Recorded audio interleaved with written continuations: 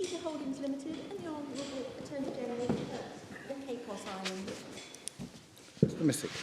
Thank you, my Lord. I appear on behalf of the appellant, together with my learned friend, Mr. Samuel Nichols, and my learned friend, Mr. David Phillips, Queen's Counsel, appears on behalf of the respondent, and with him, Mr. Patrick Patterson. Thank you. Lord, this is the appellant's appeal against the decision of the Court of Appeal, dated February 4th, 2016. And that appeal was from the decision of the Chief Justice dated the 5th of September 2014. And in that decision, the Chief Justice found the appellant liable in knowing receipt and made certain orders in relation to the remedy. This appeal is concerned with the remedy that was granted by the Chief Justice and upheld by the Court of Appeal. Yes. The subject matter of the appeal was land which was owned by the respondent and which was transferred to the appellant in breach of the fiduciary duty of Mr. McAllister Henschel, who was a government minister. And the breach of duty was his failure to disclose that he had obtained a private valuation that showed that the land was worth $500,000 instead of the $100,400 which the respondent had placed on it. As a result of that undervaluation, the land was transferred at a price of $75,000, $75,200, and I'll explain in a minute how that calculation is arrived at. I think we've got the basic facts in terms of how it's arrived at. Yes. In terms of the valuation, the 50% belonger discount. Yes, I'm grateful, my Lord. And so as a result of that, the respondent incurred a loss of $174,800 on the transaction, and the appellant made a corresponding gain in that same amount. The respondent has elected not to seek a return of the land, but claims that it is seeking a personal remedy by way of account of profits. But when the order and the judgments below are examined, it will be seen that the order is not, in fact, an order for an account of profits, but it is an amalgam of two different remedies. One is a form of remedy, one is a form of proprietary remedy based on the proposition that the land was a mixed asset and the appellant could follow. I mean, that was presumably what the judge was asked to do at the hearing about remedies. By my learned friend, yes. Yes. So when you say that they only sought an account, that was the position that had changed before the judgment. That was a position. That was a position which, in fact, changed. I would submit after the judgment. Well, it can't have been after the judgment if they asked for it during the argument before. Well, yes. If Your Lordship is talking about the order that was made, yes. Yeah. So I mean, there's no pleading point being taken here, is there? Oh no. I'm not taking the point on the pleadings. No. Right. No. But in my submission, the order, it is still an order which ought not to have been made. Yeah. And so, yeah, so it is not an order for an account of profits. It's an order for a mixture of a proprietary remedy and for an account. And the account that was given is not itself an account of profits, but it was an account. It was in order to account for the value, the current value of the land by way of substitute performance instead of by way of profits. And if I can take your lordships to the pleadings, Yes. which is in tab 1 of the hearing bundle, file 1, tab 1. It's in the electronic bundle. It is at page 51. Thank you.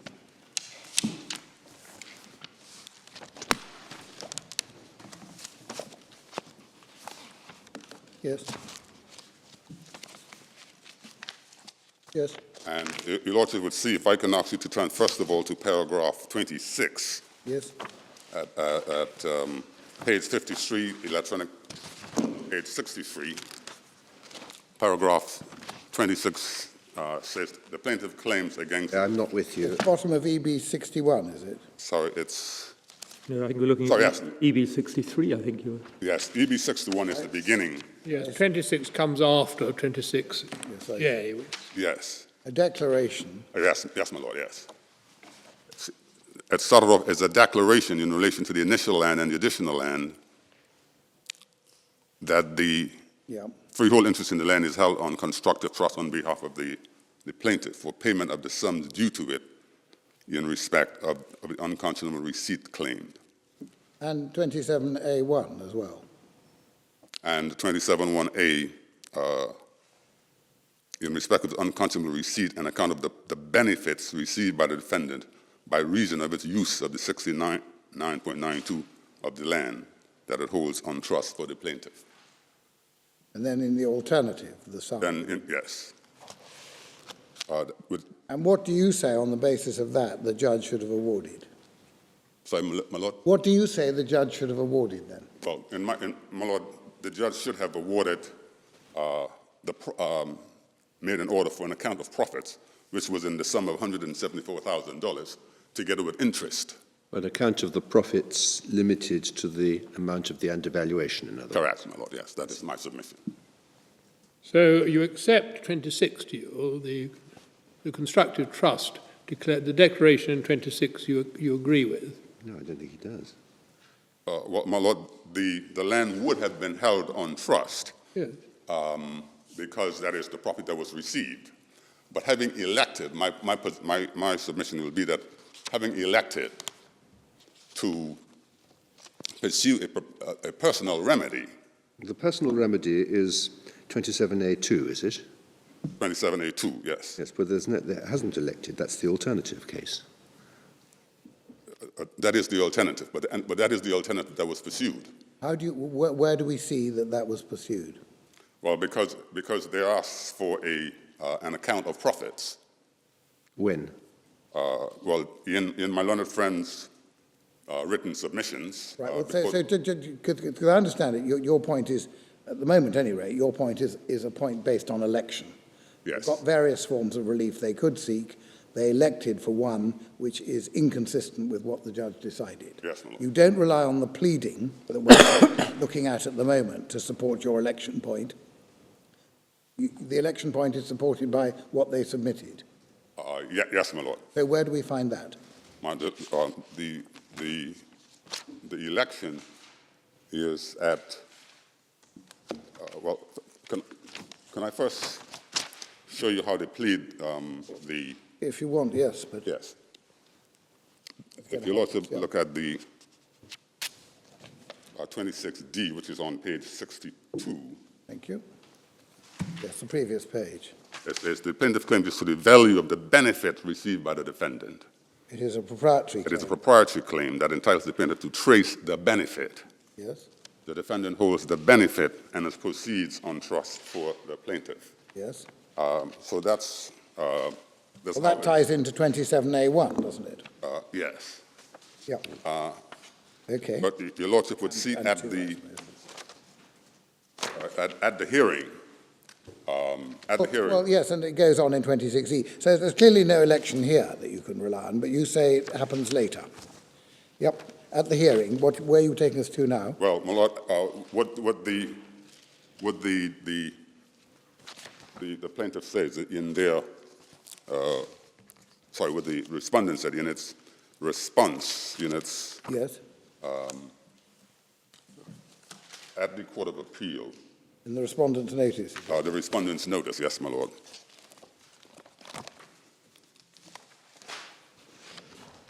The respondent set out, What page is that? sorry, Starts this is at on- page 86, yes, my lord, yes. EB 86, yep. So where do we look here? Large quotation from Lord Millett, never a bad thing in a equity case. Yeah.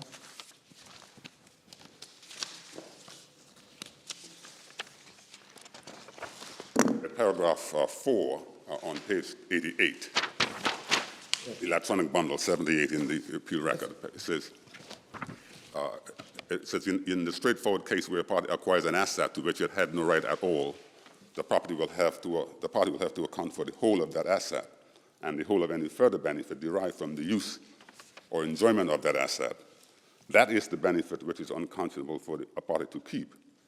Equity imposes a trust over the asset until such time as the party has accounted for the benefit received from its use and enjoyment of the asset. The plaintiff may have the alternative remedy of seeking the return of the asset, but that is not relevant in this case. Yes. And that is a position they maintained at the hearing and before the Court of Appeal. So they have abandoned. Well, yes, but you have to read on in order to see that. The defendant says he's a right to acquire. You had a right to acquire the asset. He's accepting that, but not at an undervalue. Accordingly, the account is for the proportion of the asset representing the undervalue, same proportion of the benefit derived. Yes.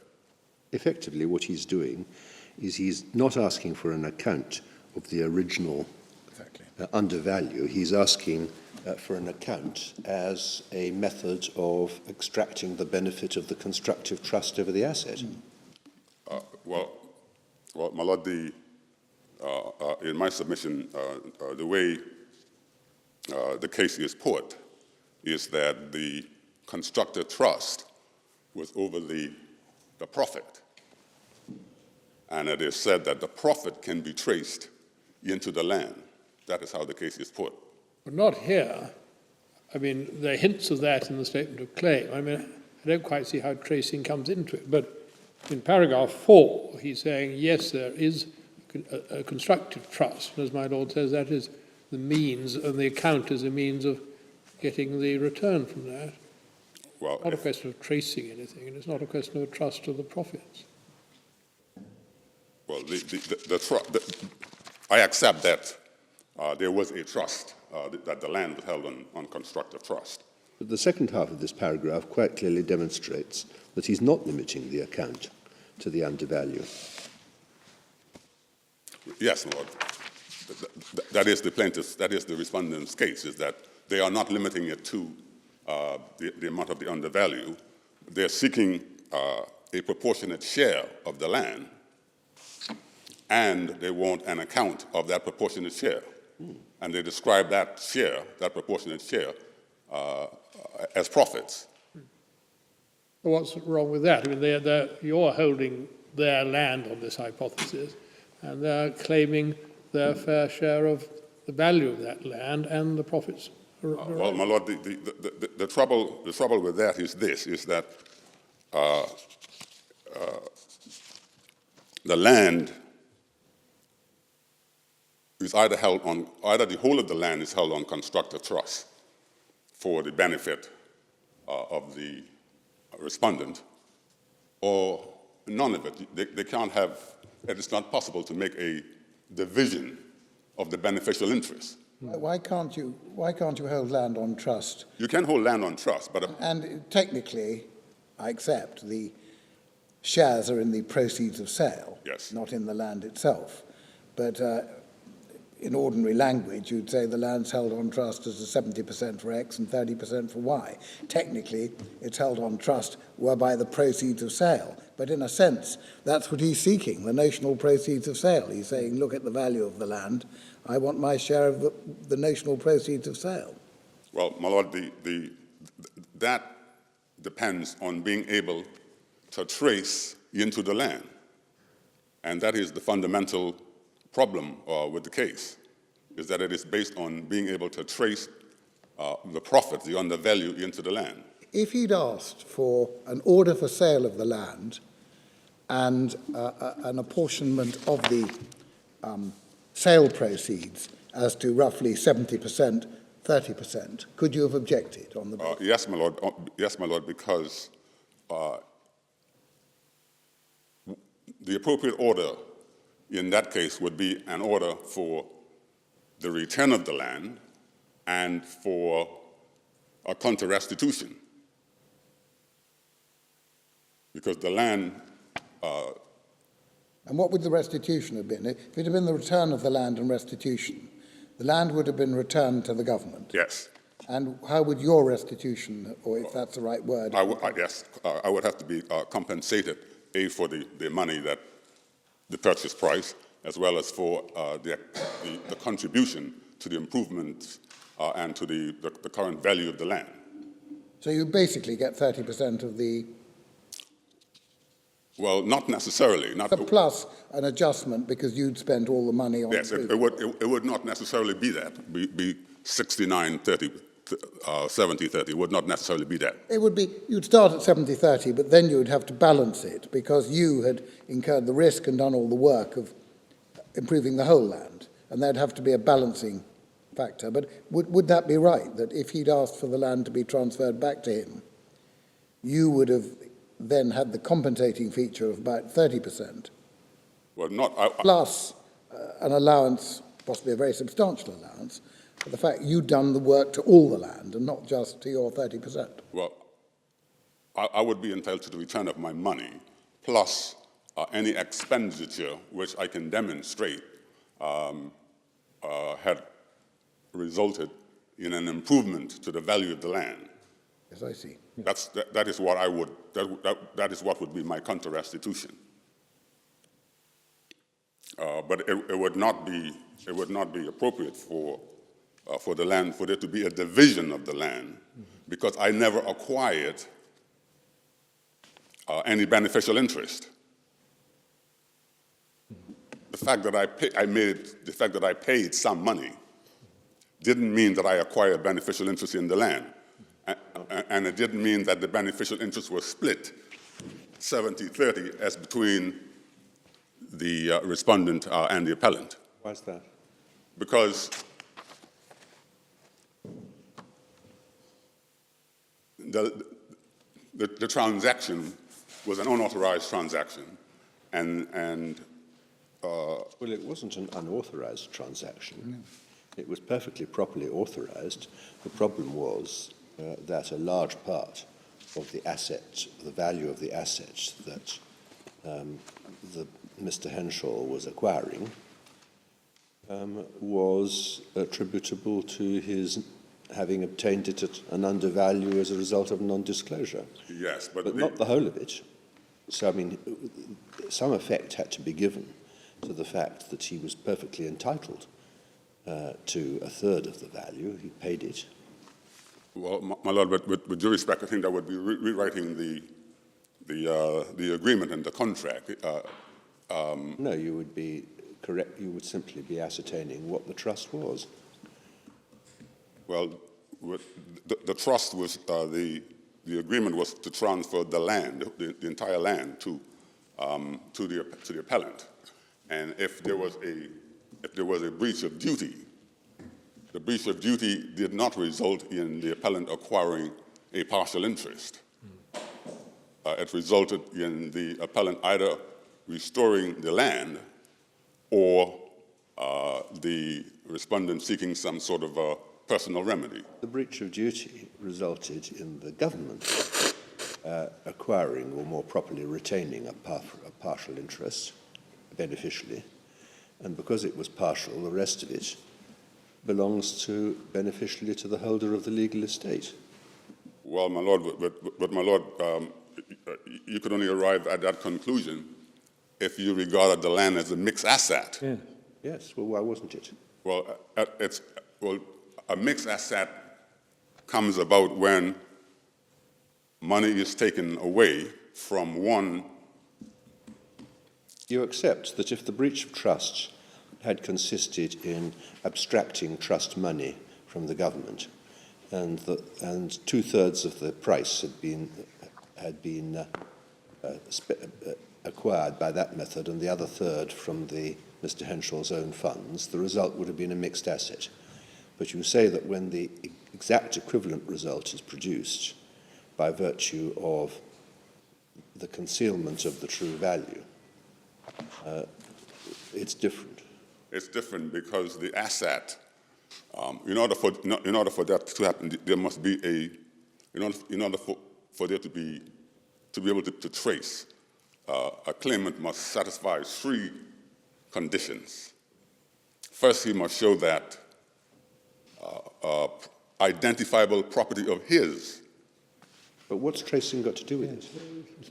Effectively, what's happened here is that land has been acquired, 1/3 at Mr. Henschel's expense and 2/3 at the government's expense, because the government has been done out of the true value. Well, my lord, it is not correct to describe it that way, because it can't be said that the undervaluation, the underpayment, contributed to the cost of acquiring the land. Why not? Because it is a result. It is a result. The underpayment gives rise to a cause of action. It is not an asset. Well, that came from the Mr. Henschel the respondent. acquired an asset worth 500,000. Yes. And of that 500,000, 2/3 represented the amount which he had deprived the government of by failing to disclose the true value, and 1/3 represented what he'd taken out of his own pocket.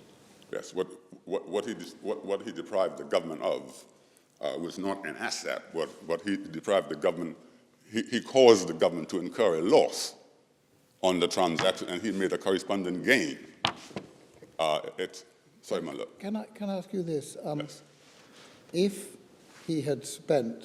If he'd bought the land for 500,000 Yes.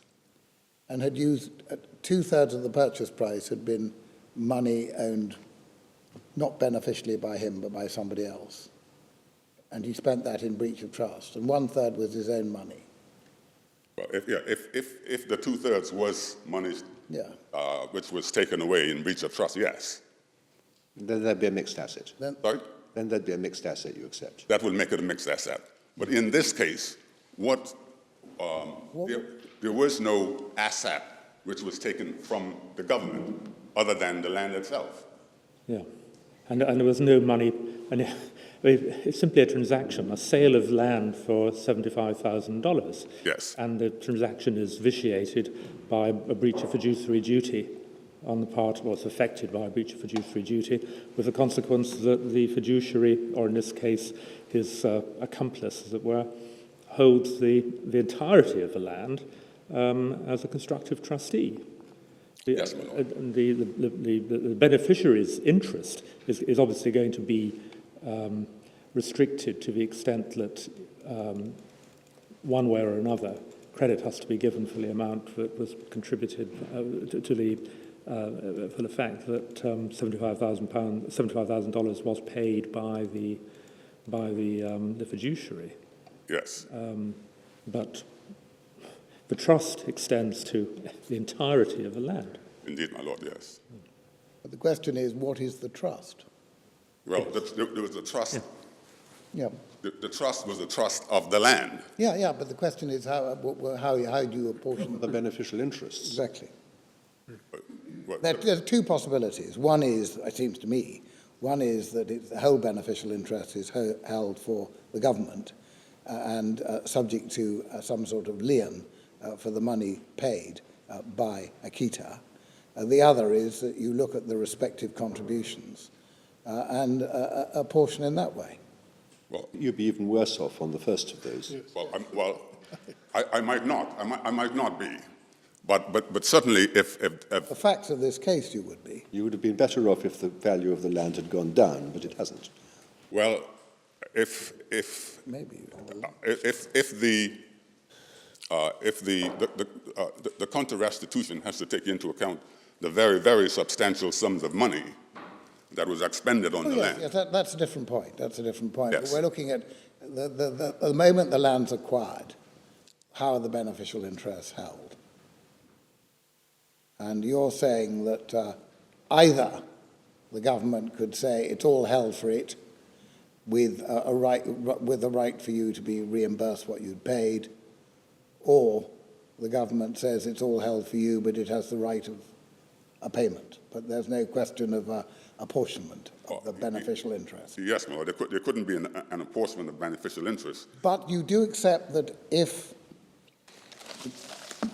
it had so happened that Akita held money on trust with the government and it had used that to buy the property in breach of trust and had used its own money, there would be an apportionment of the beneficial interest in both sectors. That would be that would be Yes. yeah, that would be the case. Then you would be tracing the money And you would be into tracing the land. money into the land. But on the facts of this case, where there was never any asset taken from the government other than the land, there is no asset. What's your There's no authority? proprietary base. Yeah. What's your authority for that? Well, my lord, there are several authorities. I mean, for it to be tracing, there has to be one thing which is a substitute of another. Yes. And in my lord's example, the land would be a substitute for the money. Yes. But on the facts of this case, there is no substitution involved at all. There's simply the land. Yes, indeed, my lord. Yes. Well, the authority for that is the case of Foskett against McCowan, which sets out and the judgment of Lord Millet, which sets out how tracing. At least both sides seem to agree that that case is in point. Yes. But it's authority for most things of relevance in this area of the law. Yes. Yes. So, and at page 130, sorry, it's in the bundle 2, PEP. Sorry? I was We're looking at Foskett and McEwen now. Yes. Yes, thank you. authorities bundle. Tab 2 of the authorities, yes. Yes. And at page 359,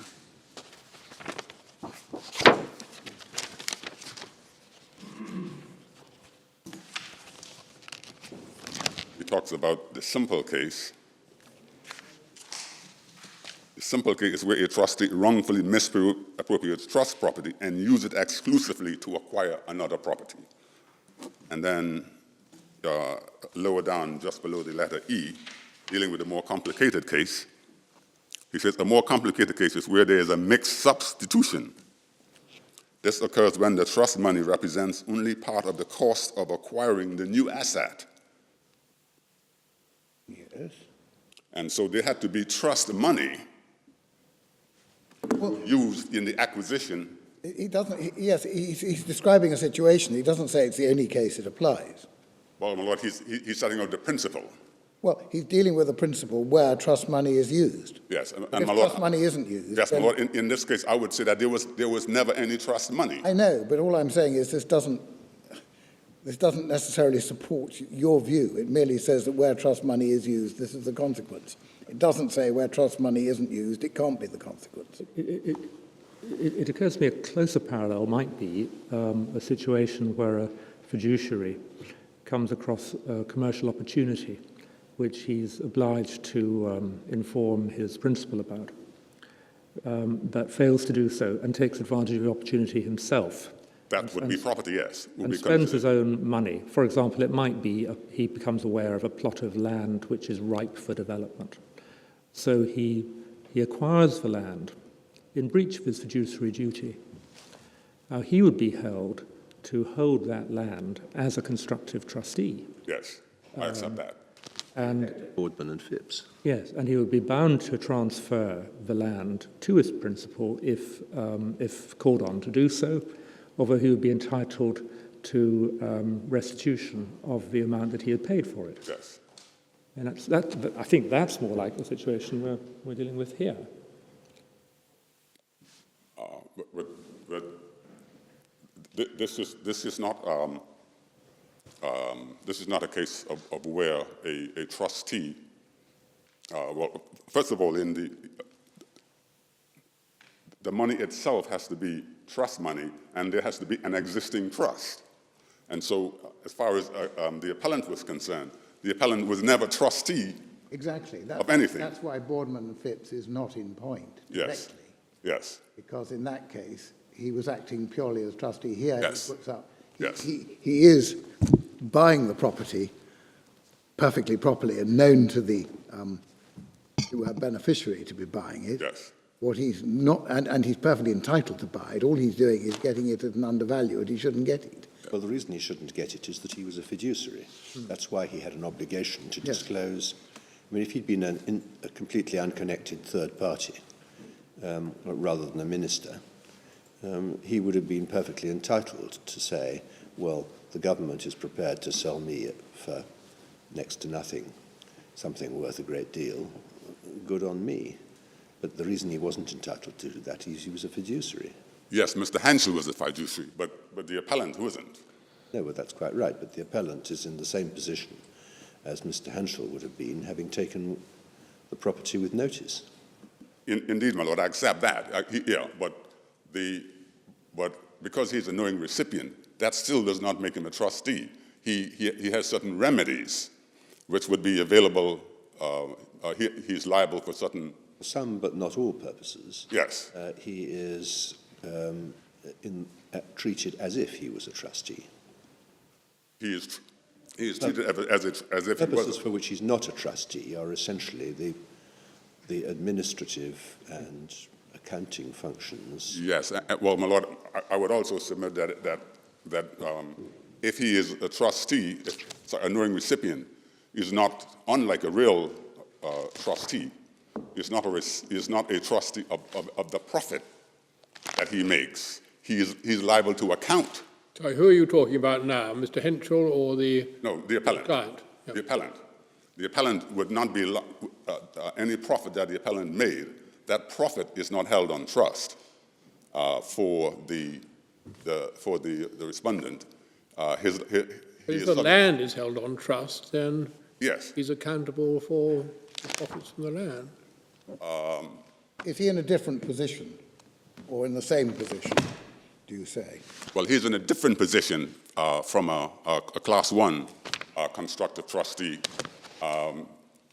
when it comes to whether or not the profit he makes is subject to a constructive trust Well, or only give rise to liability to account. If it had been Mr. McAllister Hanschel who had done the buying rather than Akita, Yes. do you say the situation would be any different? Yes, my lord, it would be different.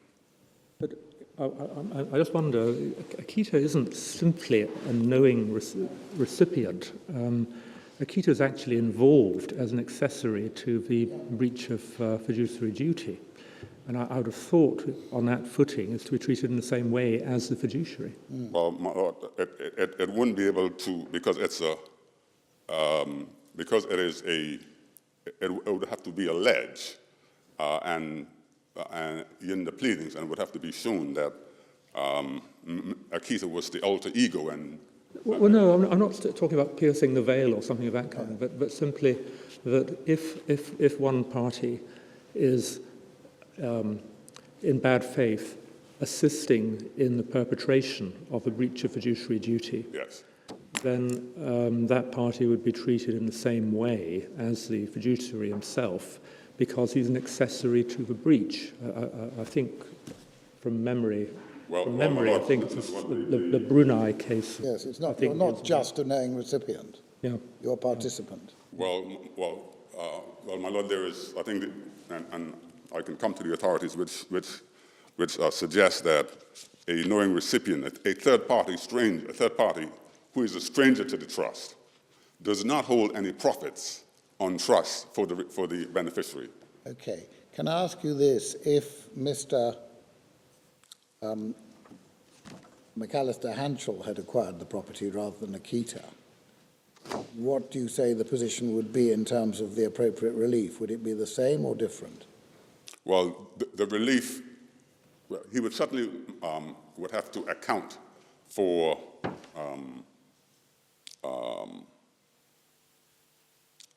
all of the profits that he made. And yes, and the position would be different. He would be liable to account for all of the profits, provided there was some causal connection. There has to be, and this is another matter, there has to be some causal connection between the profit and the breach. But he would be entitled, as I understand it, what you're saying is that the government would be entitled to the land back from him. He would be entitled to credit for the money he paid, which is exactly the same as Akita. Yes, What you say about Akita? Yes, but that would be a proprietary remedy. In the case of a proprietary remedy, the same remedy available against the trustee is available against the knowing recipient. I mean, it does seem to me at the moment there's considerable force in the view developed by Lord Reed and Lord Sumption that really this is very close to Boardman and Phipps. And the real question is whether it can be distinguished to a limited extent, in the sense that in Boardman and Phipps, he had no right as against the beneficiary. The trustee had no right as against the beneficiary to acquire the property for himself. In this case, he had the right to acquire the property, but not at the price he acquired it. He was acquired at a higher price. And therefore, it may be that unlike in Boardman and Phipps, the remedy is slightly different because he had the right to acquire it, and he would have acquired it if he'd given the right price for it. And therefore, there's a difference. The analogy with Boardman and Phipps is that what Mr. Henschel has done is, instead of using the government's money to buy the property, a property worth $500,000, he has in fact used the government's opportunities which he could only use for the government's benefit and not for his own. Well, my lord, it's difficult to identify what that opportunity was. The opportunity was the opportunity to acquire something at a fraction of its value. An opportunity which he owed to the combination of his position as a minister, which made him a fiduciary, and his non-disclosure. Well, that would be rather artificial to say that the opportunity was to acquire the land at the full price, when in fact the government already owned the land and was selling the land to him. So it is difficult to see how this can be classified as a case of taking advantage of an opportunity. This is simply a case where land was transferred at an undervalue. And to go beyond that, in my submission, is to reclassify and recharacterize the transaction, and to insert some kind of fiction into it, so as to arrive at the remedy which the appellant sought and was given. Your Lordship had asked for. Well, incidentally, I don't want to interrupt your train of thought, but I've just been looking up Sarah Worthington's book on equity, and she distinguishes, professor at Cambridge, she distinguishes between knowing receipt on the one hand and accessory liability for knowing assistance on the other, and takes this back to Barnes and Addy, and treats the Brunei Airlines case and Twinsectra as the leading modern cases on it. Yes, well, I believe there are recent decisions, including recent decisions of the Supreme Court, English Supreme Court, which suggest that in terms of liability and whether or not a constructive trust is imposed on benefits, there is no distinction to be made between a knowing recipient and a knowing assistant. One case which is in the bundle is the case of Williams against the Bank of Nigeria. Yeah. And there are subsequent cases. So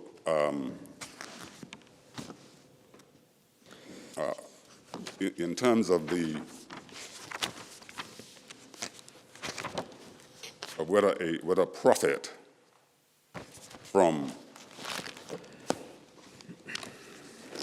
profit made by a knowing recipient is held on constructed trust. There are a number of authorities for that in the bundle. The one that makes the clearest statement. Well, Williams, I'm just looking at the head note. It puts dishonest assisters and knowing recipients in the same position. I can't hear. Sorry, I'm just looking at the head note of Williams, and it indicates that dishonest assisters and knowing recipients are in the same position in relation to questions of limitation. Yes. Yes, that was a case of limitation. Yeah. But in my submission, it's not the distinction as to sorry, that's another point. The question of whether or not they are liable for profits. There is the case of noviship, which addresses that. And I'm coming to that case, and I could address that point then. Thank you.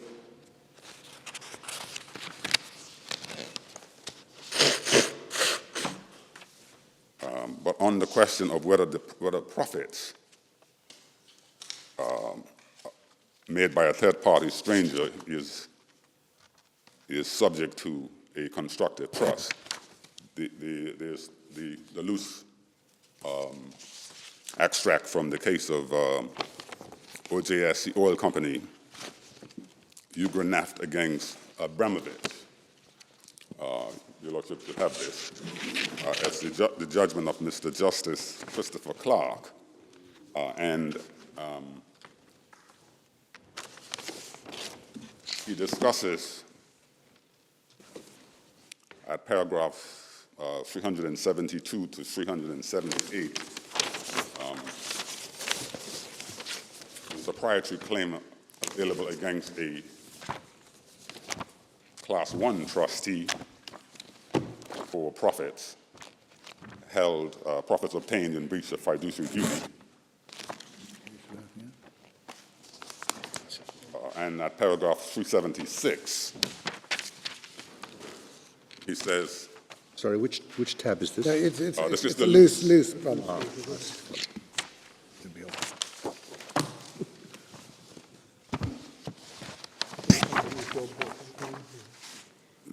think it's underneath your notebook. This is the loose. I see. Okay. Thank you. We're looking at paragraph 376. Yes. It says, profits derived by a fiduciary from an opportunity obtained as a result of acting as a fiduciary, which he is bound to use only for the benefit of the principal, are regarded as profits for which the false fiduciary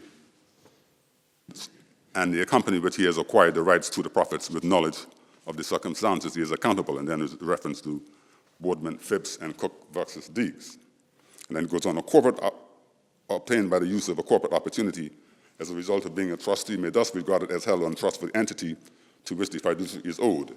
The opportunity itself may be regarded as a trust asset, but it does not follow that equity can trace from a contract into any specific assets of the fiduciary. And there's a reference to Ultra Fame, which I will come to.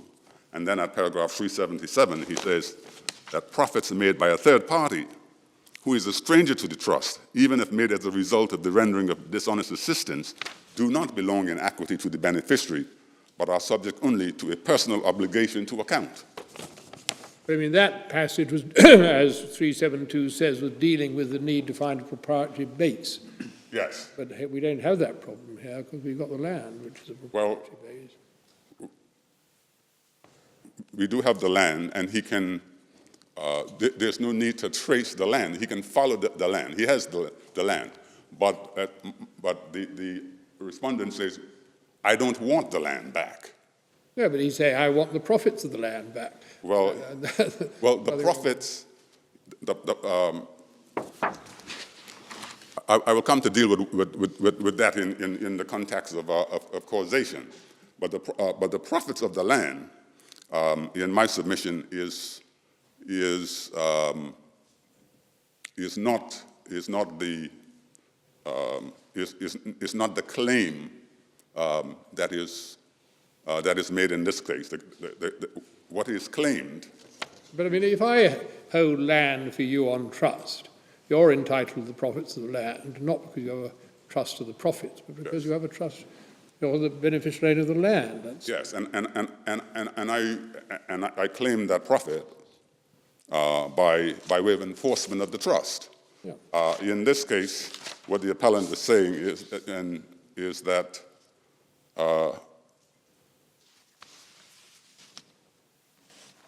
I said, hand me over the land, and give me any profits that was made in the interim. In this case, that is not what the appellant, that is not what the respondent is claiming. They're saying, I don't want the land, I want a monetary remedy.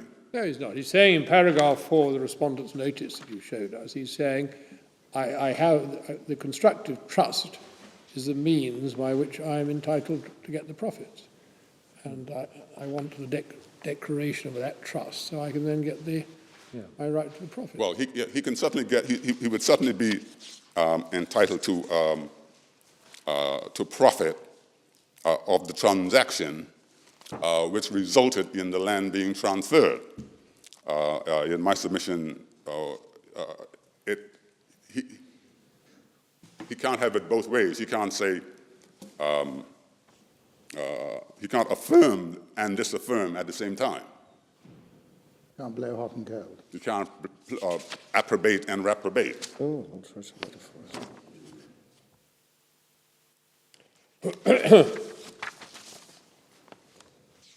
And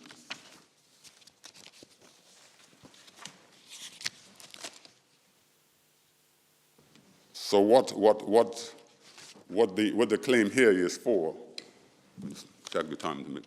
What the claim here is for is the kind of accounting which you would expect when a beneficiary says, you no longer have the asset, and therefore I'm entitled to substitute performance by requiring you to pay the current value of the land. That is, in effect, what this remedy is.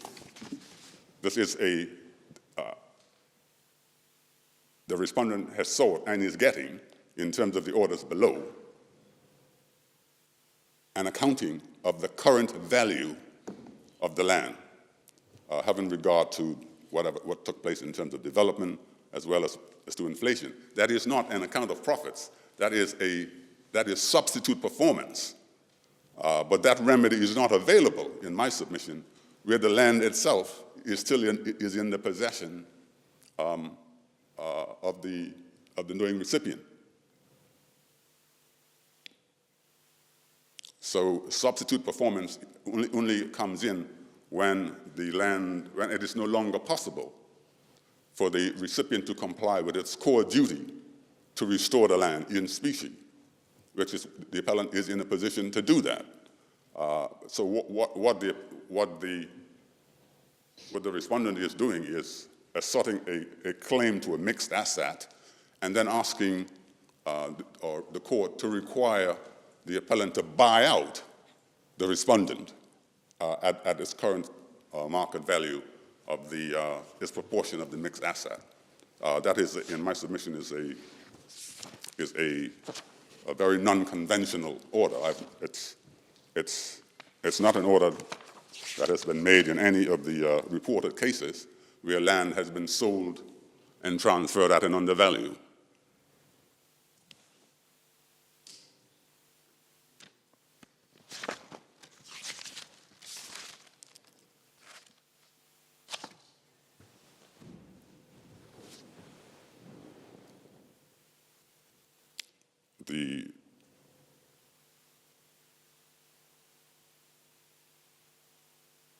The second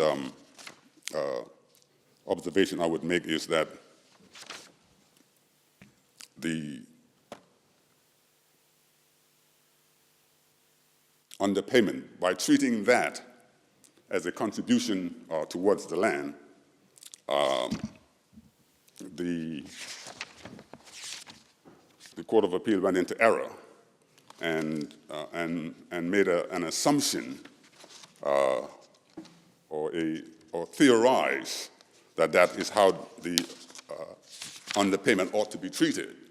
And in my submission, that is clearly not a factual or an assumption which was available to the court below to make.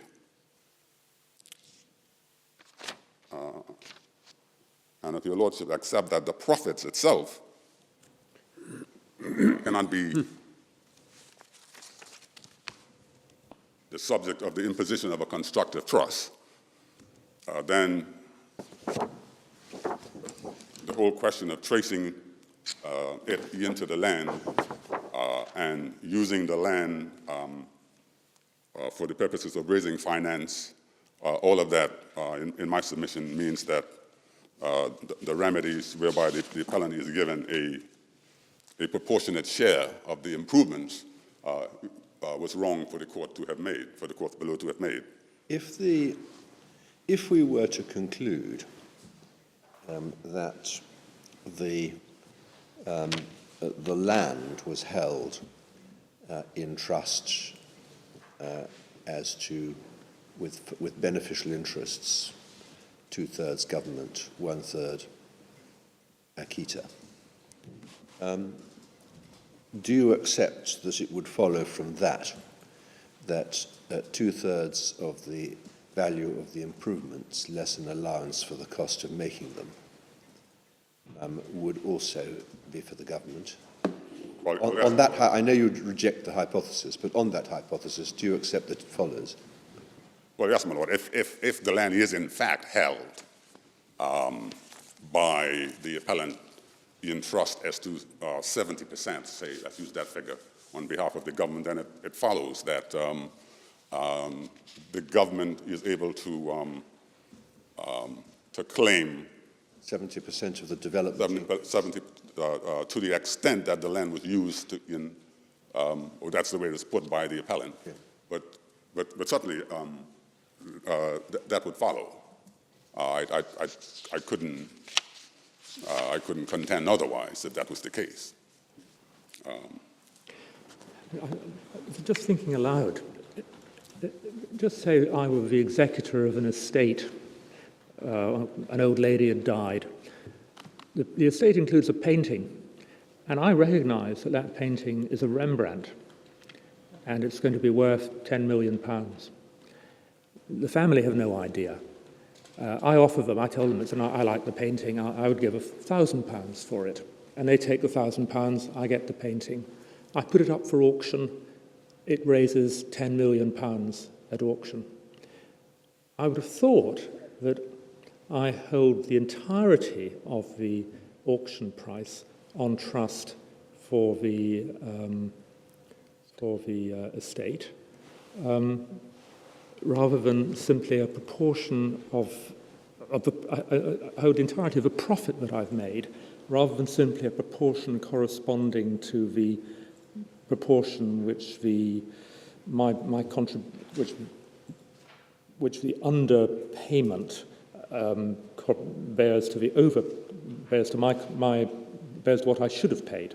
If it was worth 400,000 when Lord Reed breached his duties, and he held on to it for 10 years and sold it for 10 million, you'd be entitled to your 1,000 plus interest rather than 1,000 augmented by the extent to which the value of the painting has increased.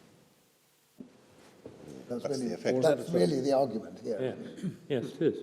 It's a fixed deduction, Rather than not a pro rata share of the asset. Yes, you're not being treated as having made an investment, as it were, in the painting. Because if it's worth 10 million when you get it, and you get 10 million for it, it doesn't matter whether you've got a proportion or not.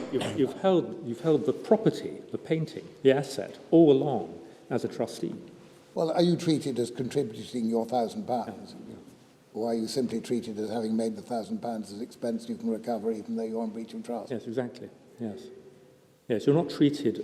the problem is treating a trustee or a fiduciary as making an investment in when he breaches his trust, rather than simply incurring an outlay. But that is a Boardman and Phipps. And it's a slightly, the artificiality of the example is that in the Rembrandt case, one assumes that if the disclosure had been made that it was a Rembrandt, it would either have been sold at full value, it would have been sold at full value to somebody by the family, whereas the position here is that if full disclosure had been made, the transaction was itself perfectly proper. The impropriety arises from the obtaining of an advantage in relation to the price. But if Lord Reed had been an investment banker rather than a lawyer and had 10 million, he might have been prepared to buy the painting. Yes, I wonder if it is different, because all along the estate is willing to sell, but nobody wants a painting so in the family. They're all willing to sell it. So the only problem is they sell it for a gross undervaluation because of a breach of fiduciary duty. Well, yes, I mean, I think in the example my Lord Reed gave, that is that the whole of the asset would be held on trust, and the trouble with this argument is it seems to be you end up with less Yes. you've got. well, Unless you say, because they, assuming that what I've been putting to you, namely there's a percentage, and what the judge said is wrong, then they've elected themselves into a, rather than asking for too little, they should get even less than they're entitled to. well, no, my Lord. I think the reason why they've gone for this remedy is because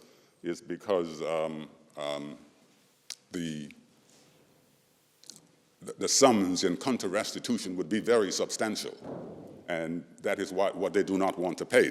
They want to be the recipient of monies and not have an asset. But they don't want to give credit for the development costs, you mean? Sorry, my Lord? Do you mean that they don't want to give credit to the development costs? No. Okay. So that's I'm not convinced that the result would be worse off. But certainly, if that is what they had sought, if they'd asked for the land to be returned to them, then there could be no argument that it would be entitled to the land on making the counter restitution. But they've abandoned the claim for the return of the land, and in my submission, that in itself deprives them of any kind of proprietary interest. Well, why couldn't they say, we don't want the return of the land, we want its value?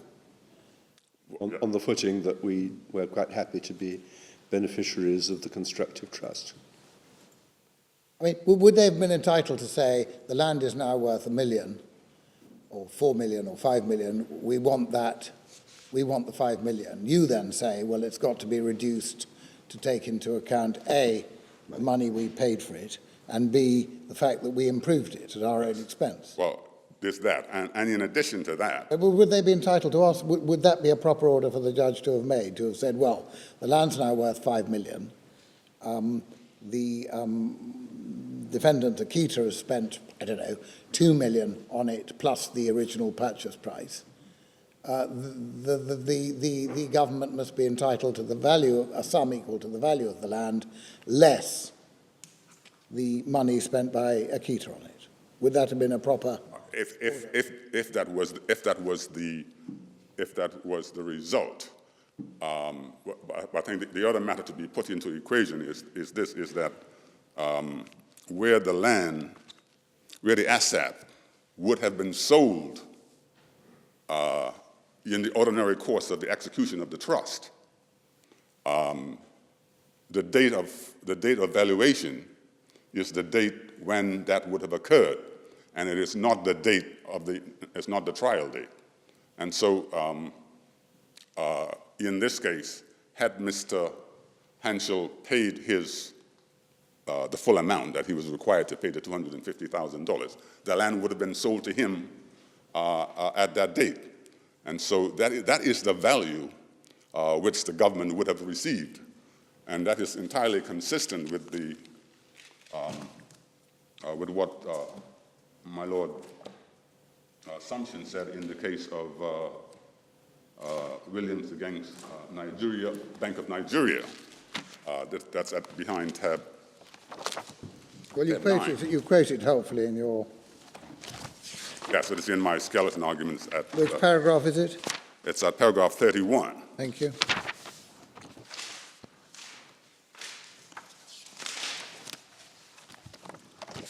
Where he says, the essence of liability to account on the footing of knowing receipt. Yeah. But he does say his sole obligation is to restore the assets so that he may be accountable for any profit that have been made. That would have been made, or any loss that would have been avoided if the assets had remained in the hands of the trustee and dealt with in accordance with the trust.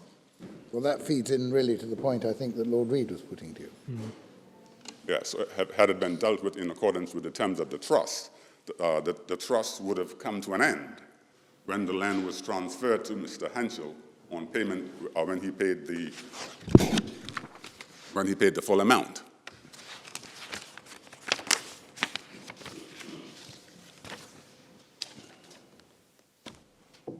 Yes.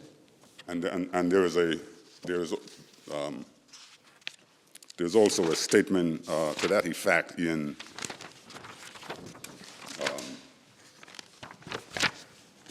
Underhill and Hayton. Yes. Tab 11, yep, page 7. Well, it is not that one. I don't think it found this way. Tab 12. No, my Lord, I'm going to...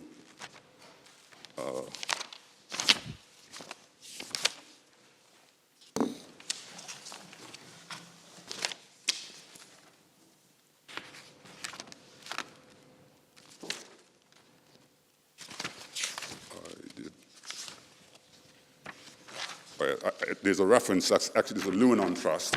There's a reference to that paragraph 43 of my skeleton arguments, of my written case. Thank you.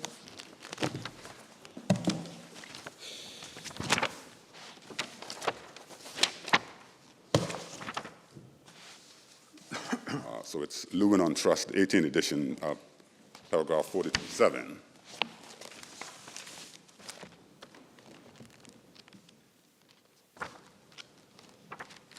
Which says that the date of valuation is the date when the property would have been transferred in the... Sorry, do we have Lewin? Yes, my Lord. No, I just recognize it's not in the bundle. I will try and get it. We got it in the library. Yes. Sorry, I'm not quite sure. What is your point on this? Going back to what my Lord Reid said about the value of the land, the date when, for the purposes of calculating what sum would be due to the government, the valuation date is the date when the land would have been dealt with in the ordinary course of the trust.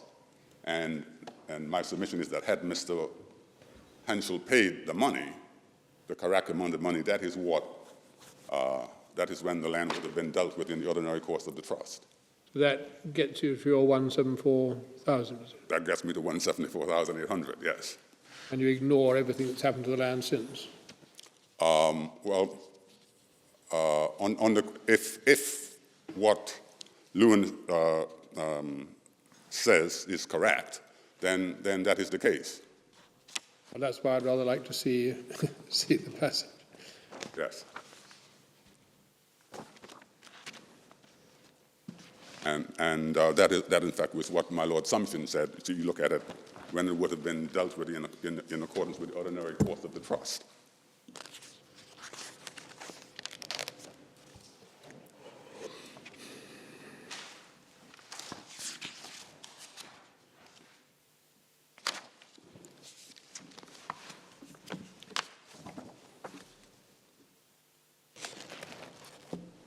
Yes. Yes.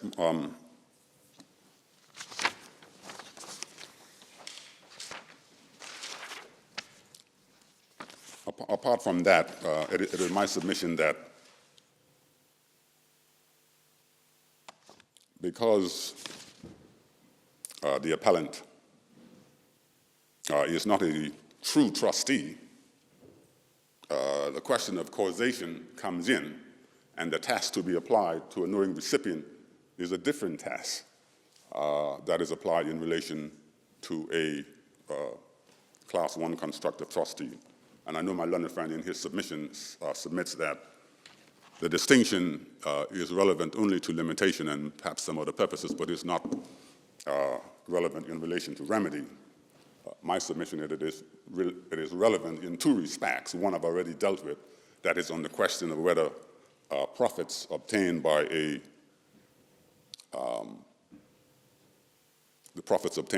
knowing recipient gives rise to an institutional constructive trust, or whether it simply gives rise to a liability to account. That's the first distinction. The second distinction is in relation to the question of causation. And my learned friend accepts that there has to be some causal connection between the breach of trust and the profits for which a knowing recipient is accountable for. And that is true not only in relation to a knowing recipient, but it's also true in relation to a Class 1 fiduciary. And the question of causation was dealt with recently in the Court of Appeal, English Court of Appeal, in the case of Novaship UK Limited against Yuri Nikitin. That's at tab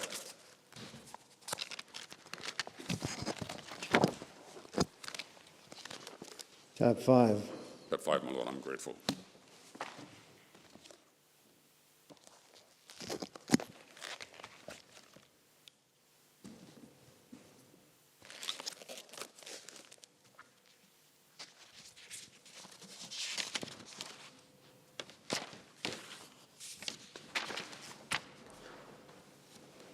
Yep. Or the relevant passages which I wish to refer you to Yes. Are to be found first at paragraph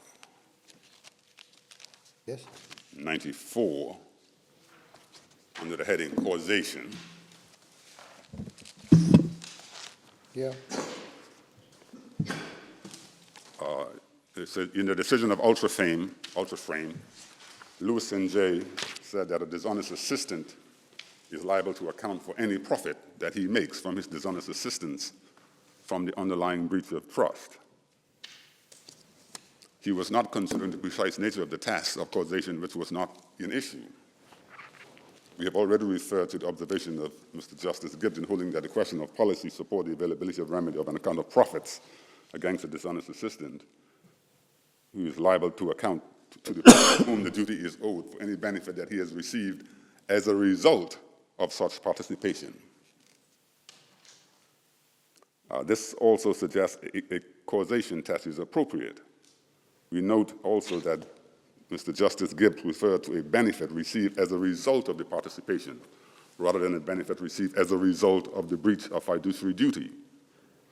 Suggests that the test should be that of a sufficiently direct causal connection between the defendant's assistance and the alleged profit accruing to him. A fiduciary's liability to account for a secret profit does not depend on any notion of causation. It is sufficient that the profit falls within the scope of his duty of loyalty to the beneficiary. And then there's a reference to various cases. And then at page, having dealt with the situation regarding a Class 1 fiduciary at paragraph 104,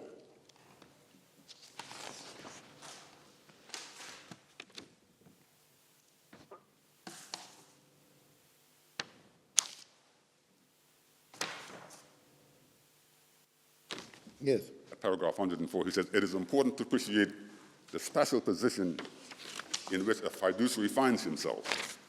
The essence of the relationship between the fiduciary and beneficiary is that the latter has placed his trust in the former. The core duty of the fiduciary is a single-minded loyalty to his beneficiary. Thus, the breach of duty does not consist in the making of a profit by the fiduciary, but in keeping of it for himself. This is not the breach of a personal obligation. It is an abuse of the trust and confidence placed in him by his principal, who put him in a position to make the profit because he trusted him not to serve his own interest. Equity's response to the breach of trust is not to give redress for the breach in the form of equitable compensation, but to enforce the duty. It is this attitude of equity which explains why a trust cannot raise a limitation defense against its beneficiary. And then at paragraph 107, he says, in our case, Mr. Nikitin was not a fiduciary, either as regards NOUK or the shipping companies. He's not sued for breach of fiduciary duty. He's sued because he's committed an equitable wrong. Where a claim based on equitable wrongdoing is made against one who is not a fiduciary, we consider that, as in the case of a fiduciary sued for breach of an equitable obligation, but non-fiduciary, for breach of equitable obligation, but non-fiduciary obligation, there is no reason why the common law rules of causation, remoteness, and measure of damages should not be applied by analogy. And I recognize that this is to do with damages compensation. We recognize that these rules do not apply in the case of a fiduciary suit for breach of fiduciary duty, but that is because the two cases are different.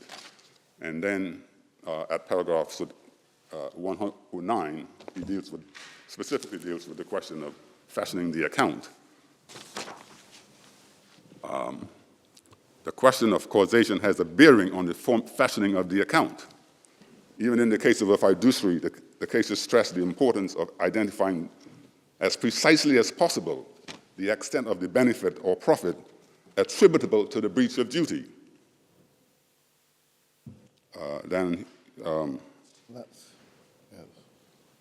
He says, the judge dealt with the question of causation and a number of points arise from the judgment. Do you say this is all, you adopt all this? Yes, my Lord. Right.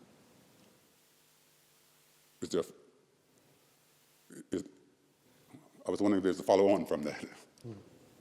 I adopted all of that. And then at paragraph 114, he says, for the reasons we have given, we do not agree with the judge that the same consideration that applied to a fiduciary applied to a dishonest assistant who has no fiduciary duties. We agree with the judge that if Nikin or his companies had not entered into the Henrietta charters, the profits would not have been made. In other words, but for entry into the charters, the profits would not have been made. But in our judgment, the simple but-for test is not the appropriate test. In our judgment, what Mr. Nitkin acquired as a result of his dishonest assistant, and also as a result of Mr. Mikhailuk's breach of fiduciary duty, was the use of the vessels at the market rate. This was merely the occasion for him to make a profit. The real or effective cause of the profits was the unexpected change in the market. As the judgment recognized at paragraph 525, Mr. Nikitin made the profits because he judged the market well. We would therefore hold that there was an insufficient direct causal connection between entry into the Harriet charters and the resulting profits. We must stress, however, that had Mr. Nikitin been a true fiduciary and had entry into the charters been a breach of fiduciary duty, then the causation test we have adopted would not have applied. And then he goes on to talk about discretion. He says, we said that in paragraph 116, we said that there was a qualification to our agreement with Snell, and it is this. What the shipping companies wanted to do was to charter their vessels on time charters at market rates. This is what they achieved. As Lord Justice Arden put it in the Murad case, the kind of account ordered in this case is an account of profits. That is a procedure to ensure the restitution of profits which ought to have been made for the beneficiaries, and not a procedure for the forfeiture of profits to which the defaulting trustee was always entitled for his own account. Since the ship-owning companies wish to avoid the risk of fluctuating rates... Why are we reading this? Well, because I would submit that this does go to discretion. And you see at the end of that, he talks about discretion having a bearing on the on whether to order an account in any particular matter or in a particular way would be disproportionate, and that's where discretion comes in. I see. Well, I entirely see that there has to be a causal link. I mean, if I as executor were to steal a £5 note and bought a winning lottery ticket with it, I wouldn't have to hand over my lottery winnings to the estate. But here, there is a more than simply but-for link between the acquisition of the land and the profits made on its development. The most obvious is that the land was used as security in order to raise the finance which enabled the development to take place. So it was only through being able to use the land in that way that the development could occur. I also note that the development actually began before the land was transferred to Akita. So it's not as if it's something which just happened to occur subsequently. It was obviously a process that was already underway. Yes, well, the point I was going to make about that is this, on the question of causation, is first of all, this is not a transaction that was entirely unauthorized. So Right. The breach of duty here is the failure to make the disclosure which resulted in an undervaluation. And it was always expected that the appellant or Mr. Henschel would get the benefit of any increase in value of developing the land. And so the direct causal connection resulted in the land being sold at an undervalue. And in my submission, it would be a stretch to say that the subsequent increase in the price of the land was as a result of the undervalue. The undervalue resulted in Mr. Henschel getting the gain and the government getting a loss. But whether or not the land was undervalued, there would have been, or there's no connection between the undervaluation itself and the rise in the value of the properties over the years. Yes, I see. And so, and in my submission that would be profit which the appellant was always entitled to. It is not, he's only a fiduciary, even a fiduciary is only liable for unauthorized profits. And so in my submission to require the appellant to account for increases in the market value as a result of for the land increasing as a result of changes in the market is not related to the breach. And furthermore, if you look at it this way, the purpose of transferring the land to Mr. Henschel was so that he could develop the land, and presumably the government saw some benefit in this development taking place. And he's actually carried out, he's done exactly what he's required to do under the terms of the CPL. And there was a conditional. I didn't refer you to it because it's in the bundle, but this was a requirement of the lease. Does it make a difference that the money raised on the land was only available to the appellant by virtue of its increased value beyond what had been paid for?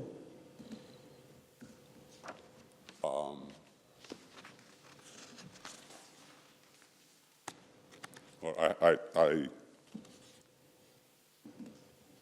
there was no, that was not a that was not an argument that was made, but I can see that the initial value of the land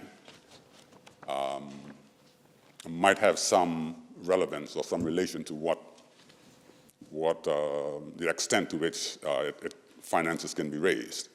And I would also say in relation to that at the time the money was actually raised, the land had already been developed by Mr. Hensel. The development had already taken place. So, in a nutshell, your point is this. It was open to the government, to the attorney, to ask for basically the return of the property subject to various Restitution. or various accounts, subject to accounts in respect of your expenditure. Or it was open to him to ask for as it were, the money he was notionally deprived of, the decrease in price, the reduction in the price that should not have occurred, bearing in mind your fiduciary position. Yes. Shareholders' fiduciary position. And on a true interpretation, he elected for the latter. And the one thing the judge couldn't have done was, or one of the things the judge couldn't have done, was to award compensation on the basis that he did, or award the remedy that he did. Lord, that's, yes. Okay.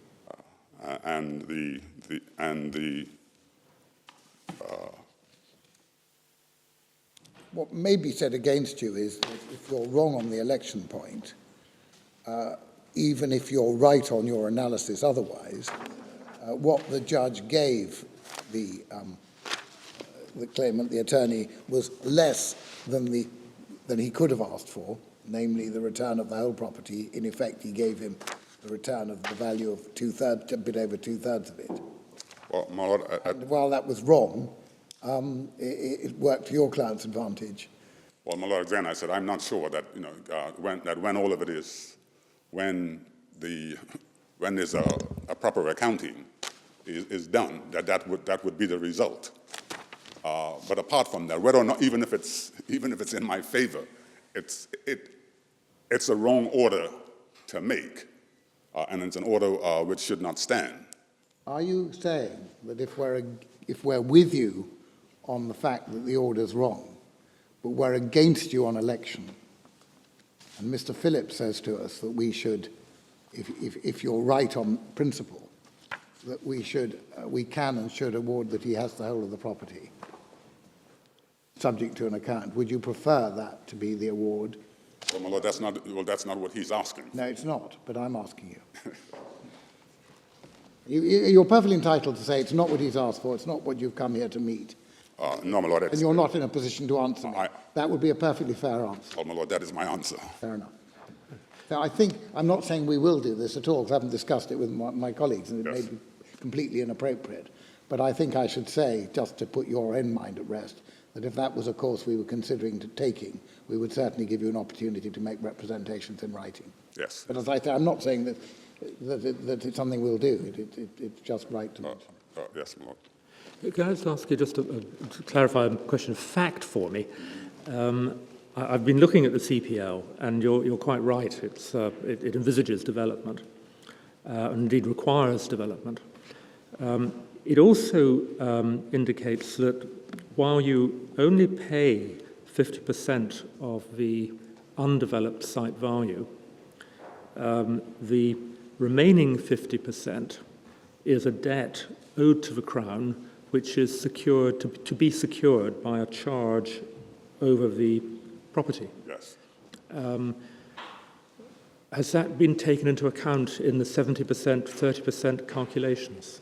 Well, it's been taken into account in the valuation it's taken into account in arriving at the 30-70%. Right. What has not been taken into account is, the point about that is that that is a remedy available to the Crown to get the 50% discount back if the land, if he did not comply with the development, or if he transferred the land within the period. I think it's 10 years.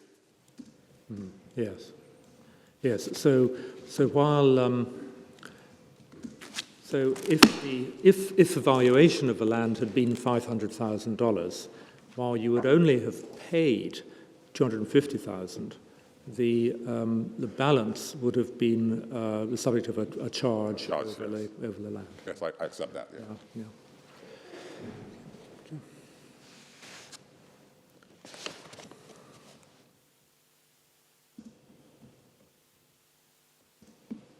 Is there anything else you want to say at this stage? Not at this stage, I will wait. Of course. Thank you, my lord. Anything you want to add? Thank you very much indeed. Thank you. Mr. Phillips. My Lords, thank you. I listened with momentary concern to the suggestion raised, I think, by my Lord Reid and then picked up by my Lord Neuberger, that perhaps the appropriate remedy might have been the value of the land in its entirety, subject to a lien in favour of the expenditure incurred by Akita. The concern was that I might have missed a trick and have pitched my claim too low. But I'm satisfied we set it at the right level because, as my Lord Neuberger said during the course of argument, what we have really sought and what the Chief Justice ordered was equivalent to a proportionate share of the sale proceeds of the property. And the reason in our submission that was and remains the appropriate claim and the appropriate order for the Chief Justice to have made is because it reflects the true proprietorship interests. On the sale of the property, the legal title passed to Akita. Because of the underpayment, the Crown had a beneficial interest in the property. Because of the non-disclosure. Because of the non-disclosure, because of Akita's involvement in the wrongdoing as an unconscionable or knowing recipient. Yeah. When you say the property passed, you mean the legal title? The legal title. Yeah. The legal title certainly went to Akita, but because of its involvement in the wrongdoing as a knowing recipient, there was a beneficial interest retained by the Crown. And the Crown, therefore, had a proprietorship interest in the land, and that proprietorship base, to use the words used by my Lord Carnworth, is what founds and justifies the judge's order in our submission. Can we just go back a second? If, let us say, rather than Akita acquiring it, on precisely the facts that we have, other than it being Akita, what would the analysis be identical if it had been Mr. Hanschel himself who had acquired it? No. My Lord, Mr. Hanschel was a fiduciary. Right. He owed fiduciary duties. So we'd have been in Boardman and Phipps territory. We would be in Bournemouth and Phipps territories. And may I say that I agree very largely with my learned friend Mr. Missick's assessment of the distinction between a true trustee, who may be an express trustee or a trustee de son tort or a trustee de facto, who assumes voluntarily trusteeship obligations which extend beyond the sort of obligations we have in this. Trustee de son tort is different from this. Yes. Is different You from say this. it's or you say it's knowing receipt and knowing receipt or knowing assistance. What do you say it is? Knowing receipt gives rise, in this case, I think in Lord Millett's expression is an obligation to account in equity. My Lord Sumption used the expression, I think, that a person who was, I'll just look at the phrase to get it right, if I may.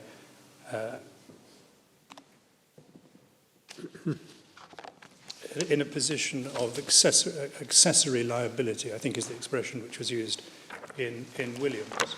And those... we've got at paragraph 23 of Mr. Mysick's submissions an extract from Williams, and he discusses the part 1 and part 2 Yes. constructive trustees, the class 1 and class 2.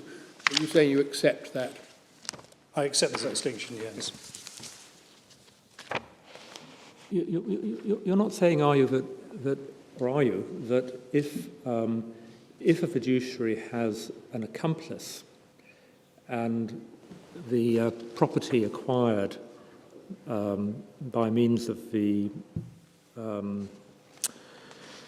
breach of fiduciary duty is taken in the name of the accomplice, the remedies available against the accomplice are less than they would be if a title had been taken? My Lord, no, that's a Boardman and Phipps case. That's a case of a true trustee obligation, which the accomplice is fixed with. In this case, and I agree with my learned friend Mr. Missick, that the case as brought was a case of the case which succeeded was a case of knowing receipt and a case of unconscionable receipt. And therefore, what the court has to do in our submission is not to look at the label and say they're liable to account in equity, because that doesn't tell you what the extent of the obligation to account is. What you have to do, I suggest, is, as my Lord Carnworth hinted, is you have to identify what the proprietorship interest is of the wrong party, and then the obligation on the person to account in equity will be dictated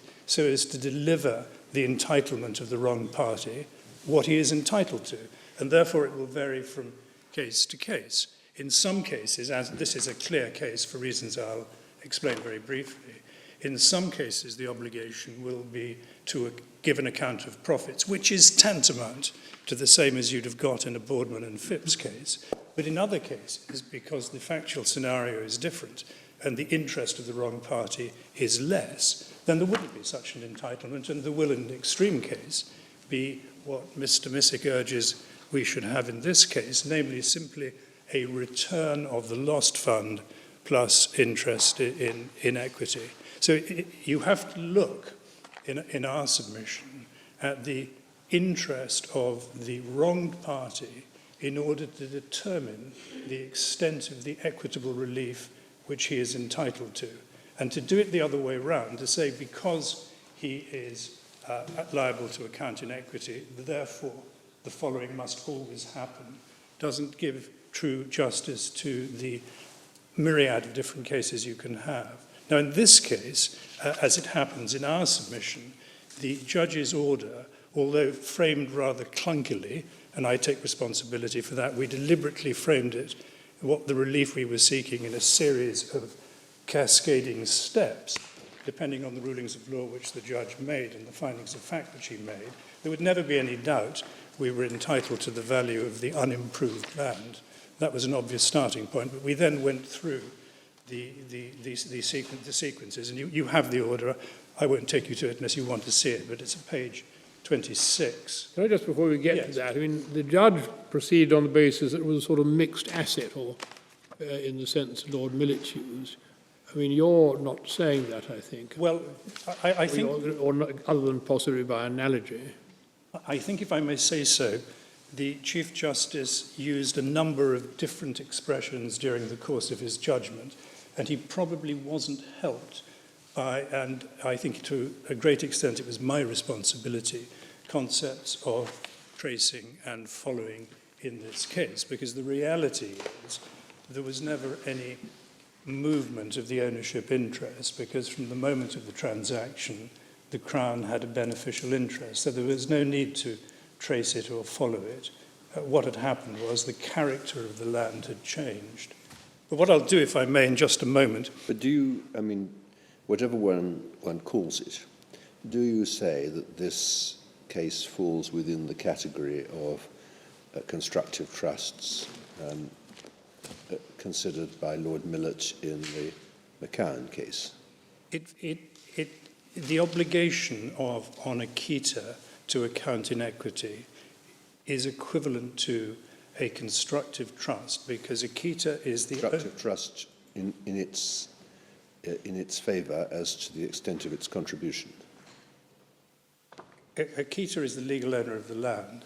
It holds the entirety of the land on trust in proportions for itself and for the Crown. Yes, and which is the conclusion reached in McCowan. Yes, and it must account for any increase in the value of land which is attributable and can properly be linked with the Crown's equitable interest in the land. And that's the order which we sought. Now, in relation to, sorry to interrupt you, but in relation, there are three possible components. One is the original value of the land. You say you get 70% of that.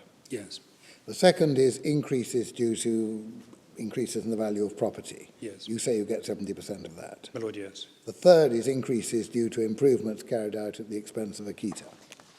And we limit our claim to that. We haven't sought the entirety of the value of increase in value of the land caused by the improvements. What do you ask We've for? limited it to the improvements which are linked to, can be traced to Akita's use of the land. So Akita, we don't know the facts yet. Hey, wait a minute. If they say built 10 houses on it at their own expense, and would you be seeking any increase in the value of the property due to the 10 houses being built? The key words, my lord, are at their own expense. Yeah, No- or if they borrowed the money or whatever. If the money came from Akita's private sources, we wouldn't. But If it came from borrowings? if it came from borrowing, where the land is used as security, then there's a clear link Yeah. between the two, and then we seek that, yes. But why isn't there a clear link, even if they took the money out of their back pocket, on the basis that what they were doing was exploiting the value of an asset which they held as to 70% for the government?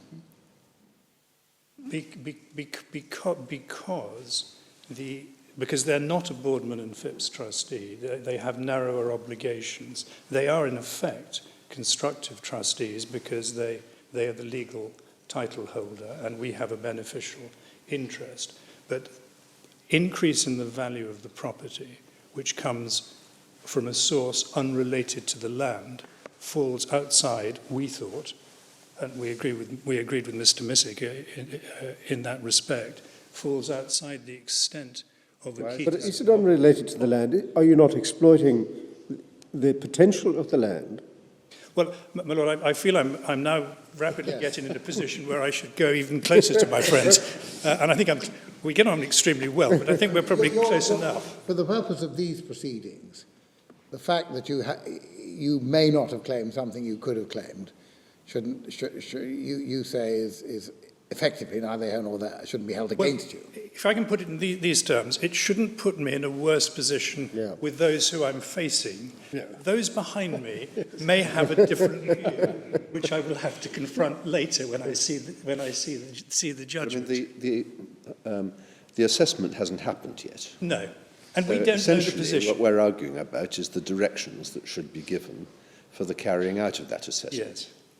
And we've got the directions, which, as you say, you call them clunky, but actually the rather, if I may say so, strike me as rather sensible, because on page EB 27 it does set out precisely what has to be done.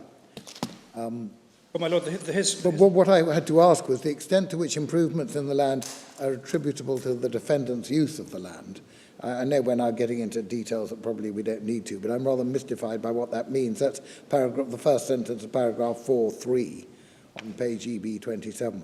And that's consistent linguistically with either of the two possibilities that we've just been canvassing. Quite. And it may well be that that we ought to answer the question rather than leaving it to be puzzled out by someone else. Well, quite so. Well,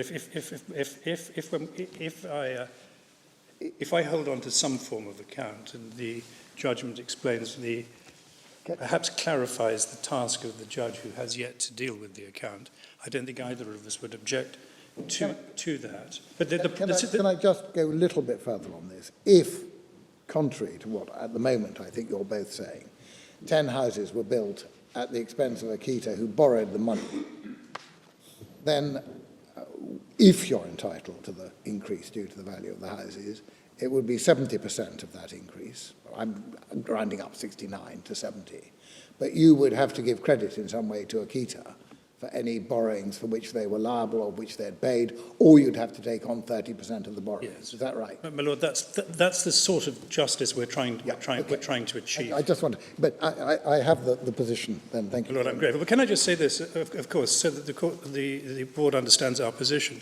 We know in general terms what happened. We know that this land part of it was derelict, and now it's really quite nice, thank you very much. And we don't know fully how Akita got there, other than that we do know that, because it was disclosed, there were increasingly large borrowings secured on the land, and they can't just be, as we see it, funds raised for operating expenses. It very probably it goes beyond that, but that's a question of assessment, which is the way we'll get what we're entitled to. Ultimately, it seems surprising that it should matter how they funded it. The fact is that they did fund it. Whether they funded it by diminishing what was in the piggy bank or by incurring a liability to repay a commercial bank doesn't, on the face of it, seem to matter. No. Well, my Lord, I see that argument. And of course I'm grateful for it. But matters may get more complicated also if they used it as collateral to raise money, which they spent on other things. Yes. But that's, anyway, we're now going way down a path which we haven't got to go down. Maybe in 4 years' time we'll meet again. I mean, as things stand, there's no issue between you as to the detail of the order, as I understand it.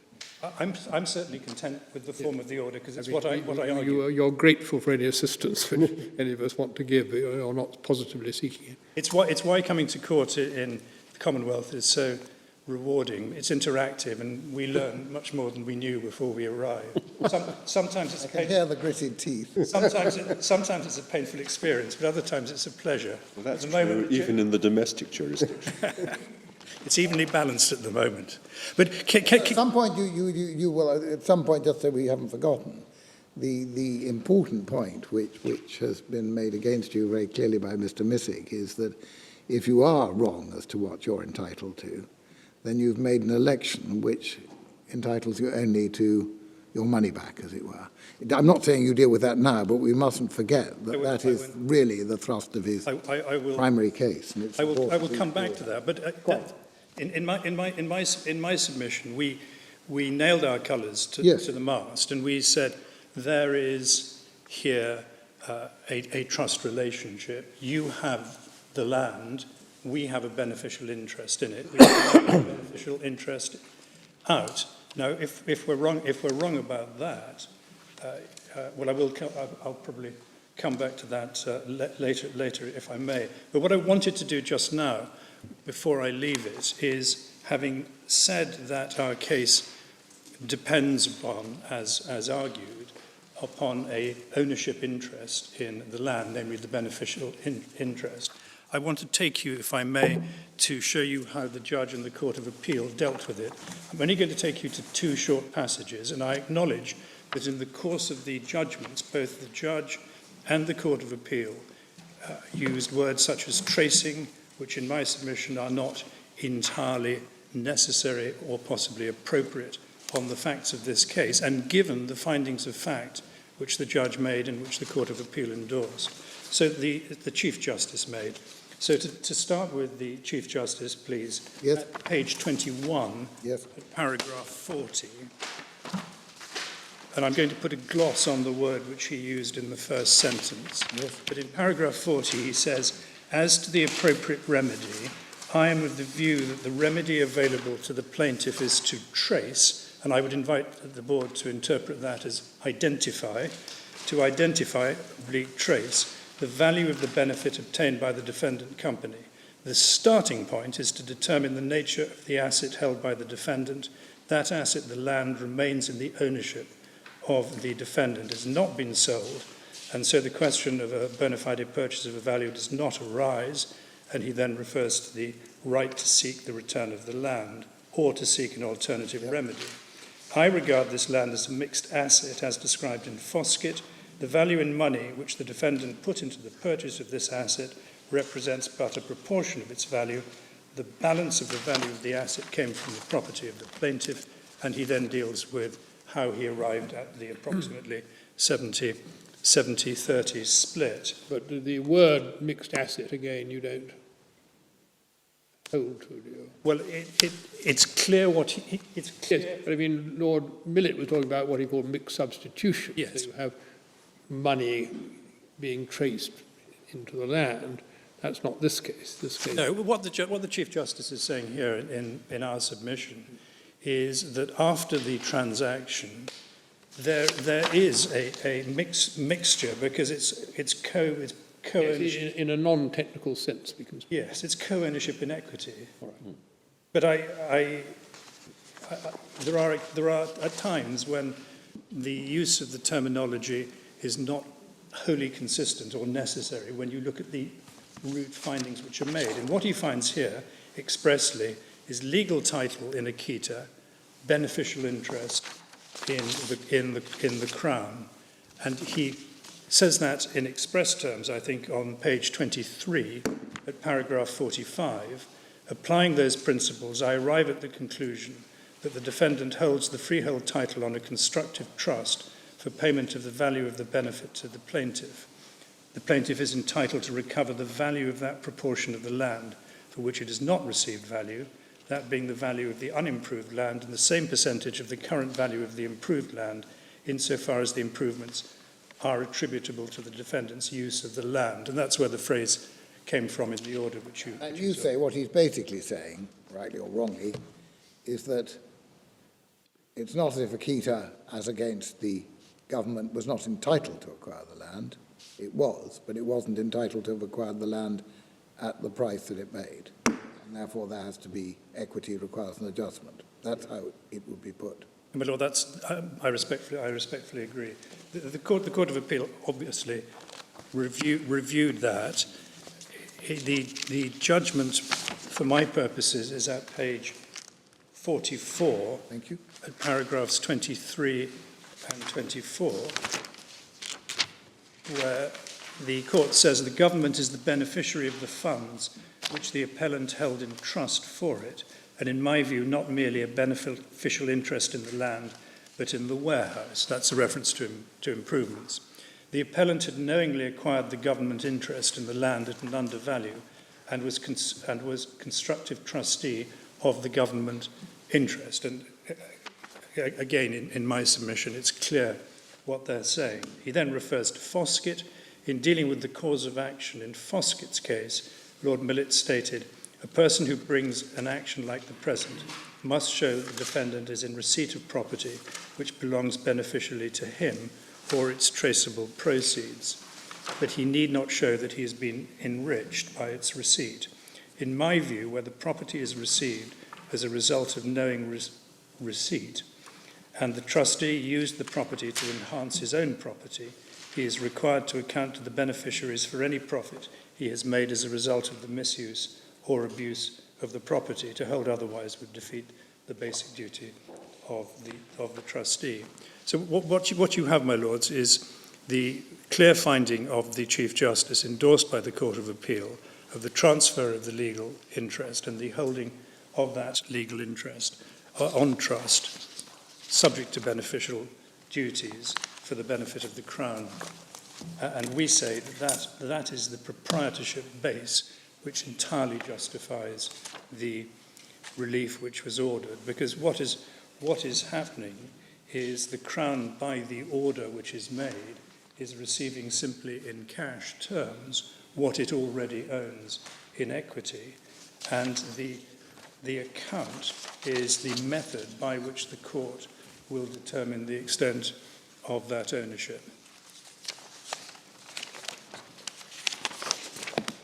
Yep, okay. Lord, I don't know, I have here in my note 2 references to take you to in the authorities which emphasize the importance of identifying the proprietorship base.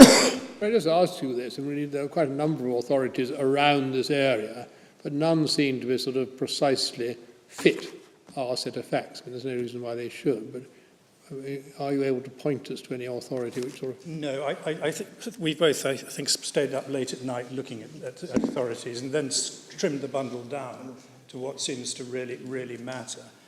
I'm not aware of a case where I the can say... unusual features are you've got the sort of failure to disclose, which is where the trust comes from, but on the other hand, land which was intended to pass and would have passed anyway, and so one's sort of naturally driven to the value rather than the fact that it actually is a land held in trust or under a Class 2 trust.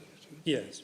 Well, I'm not suggesting that this is a trust relationship which existed before the transaction. So to that extent, it is a Class 2 trust. But because of what took place, and when I come to the two authorities on account of profits, and we look at the closeness of the venture, because you have to remember that Mr. Hanshaw, the defaulting minister, was the controlling mind of Akita, Yes. and the co-owner of it. And so in terms of linkage, you can hardly get closer. You were going to take us to two authorities. My lord, I was, yes, I am. Well, Palmer says they're not banging point, but anyway, there'll be assistance. Which ones are they? The first is what's becoming a favourite is Foskett again. Yes. Where do we look? It's number 2 in the bundle. Where do you want us to look? I'd like you to look, please, at page 337.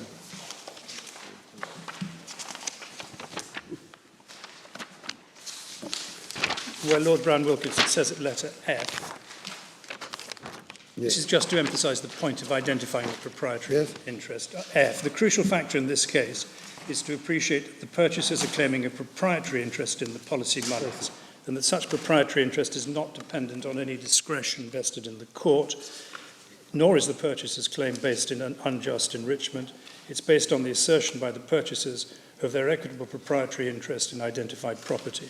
The first step is to identify the interest of the purchasers. And I take you to that simply because it is what the Chief Justice, in my submission, correctly did in this case. Over on the next page, at the top of the page, the third line down, he starts, therefore the critical question is whether the assets now subject to the express trusts comprise any part of the policy monies, a question which depends on tracing. He deals with tracing, and then just below letter C continues, it's a fundamental error to think that because certain property rights are equitable rather than legal, such rights are in some way discretionary. This case does not depend on whether it is fair, just and reasonable to give the purchasers an interest, as a result of which the court, in its discretion, produces a remedy. It's a case of hard-nosed property rights. And we say that that principle, albeit in a different factual scenario, is entirely right. And Lord Millett said much the same at page 358 in the same case. 358, my lord, 358.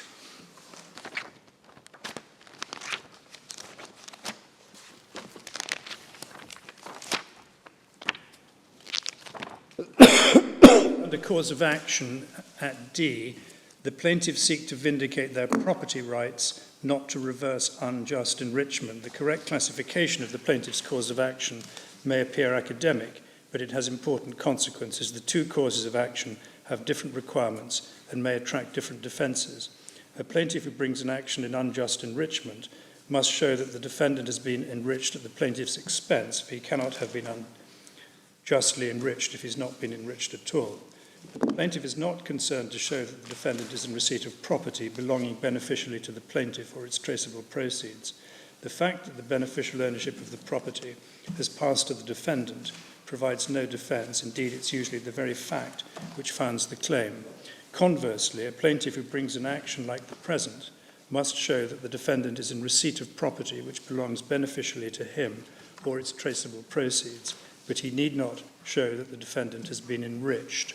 He may, for example, have paid full value, but is still required to disgorge it if he received it with notice of the plaintiff's interest. And I take you to those passages simply to show you that what the Chief Justice did and the Court of Appeal on the review is the right process. You identify the proprietary interest, and from that flows the appropriate relief. Right. And the other authority? That's. I'm sorry, is there anything else in Foskett? Or is there... my lord, the both. I had. Actually, those are the two passages. I beg. I was wrong to say. No. I was being pedantic. Fine, that's helpful. Sorry. And that is all, in my submission, all we need to show you in order for you to answer the core question in this appeal, which is is the order made by the Chief Justice one which is justified in principle? And the answer, we say, is yes, because of the transfer of the legal title, subject to what we say are the beneficial interests.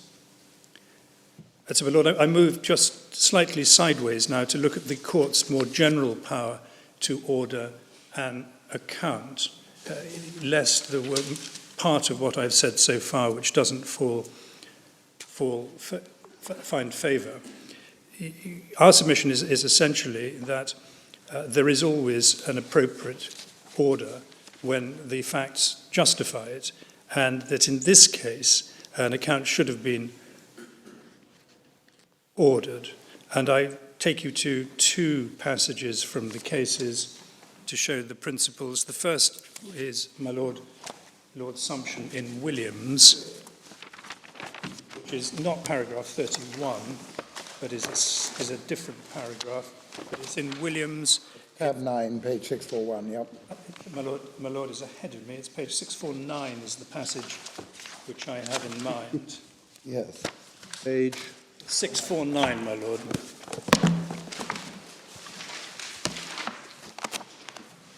Yes? At letter F, paragraph 9, it's clear that Lord Selborne regarded as a constructive trustee any person who was not an express trustee but might be made liable in equity to account for the trust assets as if he was. The problem is that in this all-embracing sense, the phrase constructive trustee refers to two different things to which very different legal considerations apply.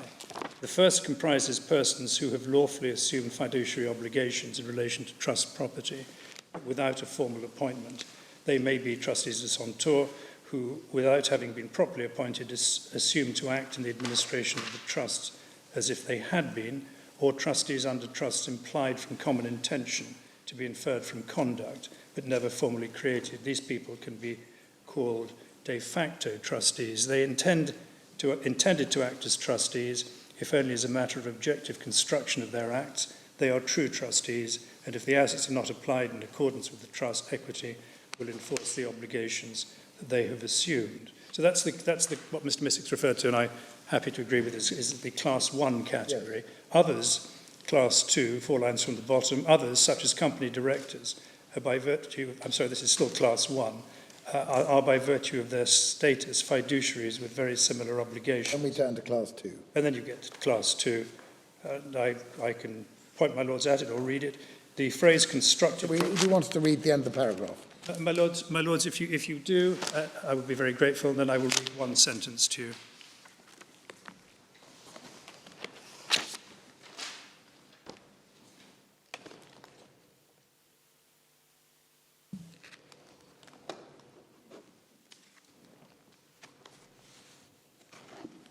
Yes. The sentence is just before B.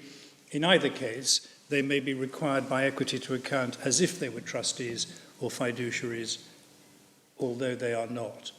And then there's a new terminology, ancillary relief. An obligation to account doesn't presuppose, you can have an obligation to account in support of either a personal or a proprietary. Yes. Right. And the extent of the obligation will depend on the factual circumstances of the case. Simply a remedy. The account will be taken on a basis which reflects the interests. Yes, and my lord, I absolutely agree, and I hope I said that earlier on. So in this Class 2 case, we're not really helped very much to know that they are accountable in equity or liable to ancillary liability, because that begs the question of the relief which will be given in a particular case, as to which you have to look at the facts. And in this particular case, we have the transfer of the land in the circumstances which I've already indicated. And really this just seeks to address Mr. Missick's submission, which is the court is precluded from making an order for an account of profits in a Class 2 case. And my answer is, in a Class 2 case you can do that. It just depends whether it's an appropriate thing to do in that case, which in this case it is, because you're vindicating proprietary rights. And that's the only purpose of taking you to what you said. That was adopted by the Court of Appeal in Novaship at page 514. I can help my learned friends. It was never my submission that the court can't make an order requiring a knowing recipient to account. That's the liability to account. That's not my submission. The issue is whether or not the profits is subject to an institutional constructive trust. Well, I am as ever grateful. Thank you very much. My lords, perhaps Just give us the reference. I will give you the reference. It's 514. But in light of that helpful. Paragraph 82 Right. to 84. Okay. And 84 emphasises the breadth of the equitable relief which can be granted. Thanks to Mr. Missick's helpful interruption. in a We don't need to read that, Okay, but we have it. Thank you. Yes. And our submission, again, is that this is plainly a case in which it was appropriate for the judge to order Akita to disgorge its profits, if that's the right way of putting it. My lords, what I intended to do next, if it would be of assistance, is to go very briefly through the points which Mr. Missick made in paragraph 19 of his case on page 259. I can do it really very succinctly, I think. If you're going to do it succinctly, I certainly wouldn't stop you. Sorry, say that again? If you're going to do it succinctly, I'm certainly not going to stop you. Or try and stop you. Where are we now in the 259. 259. 259, my lord, which is Mr. Missick's case, and he sets out five Flaws. Five flaws. Yeah, okay. The first three of which are dealt with by what I've said already, namely that the Chief Justice did, in fact, find that the land was the asset which had been received Yes.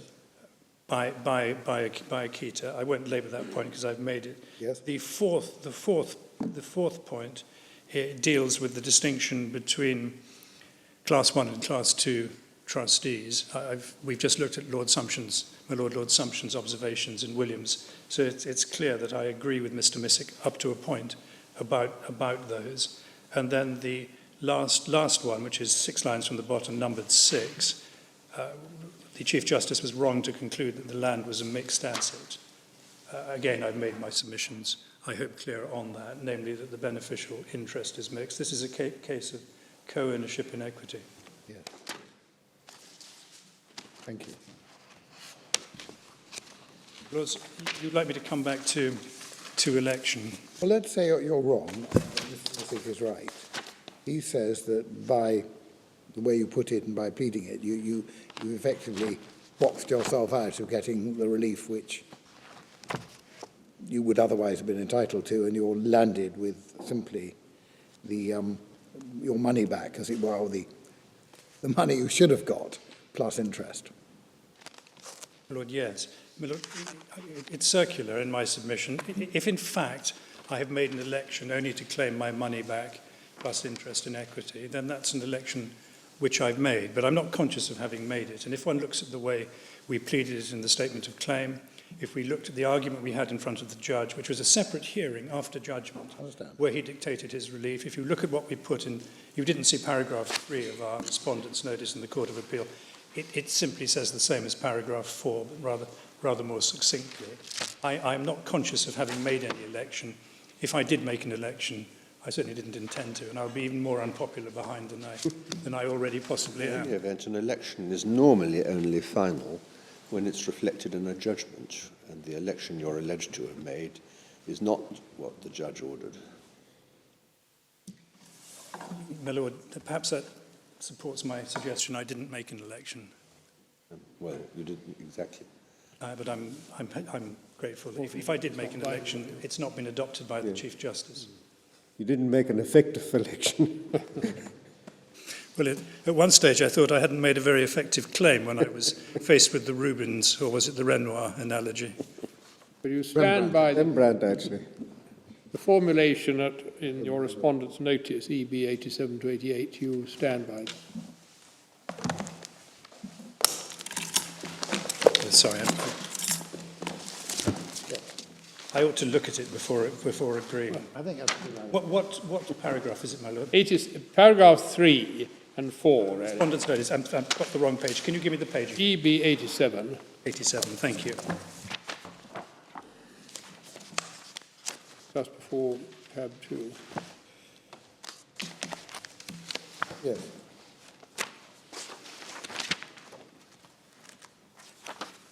I mean, 3 and 4, we were taken to 4 very helpfully by Mr. Missick. And I think you do stand by this. I do stand by it, but I hesitate only for this reason. Here, I use the expression constructive trust, whereas I think, having seen what Lord Millett has said and what my Lord Sumption has said in Williams, I ought to be describing this as a class 2 trust. But it's a distinction of terminology rather than anything else. Effectively, I stand by the assertion. Lord Selborne would have called it a constructive trust. Well, I'm Anyway, no, never mind. But the spirit of what you're saying is in 3 and 4. yes, indeed. Yes. Right. I'm not going to disagree with Lord Selborne. My lords, unless there's anything else I haven't covered. Thank you very much. Thank you very much indeed. Thank you, Mr. Missick.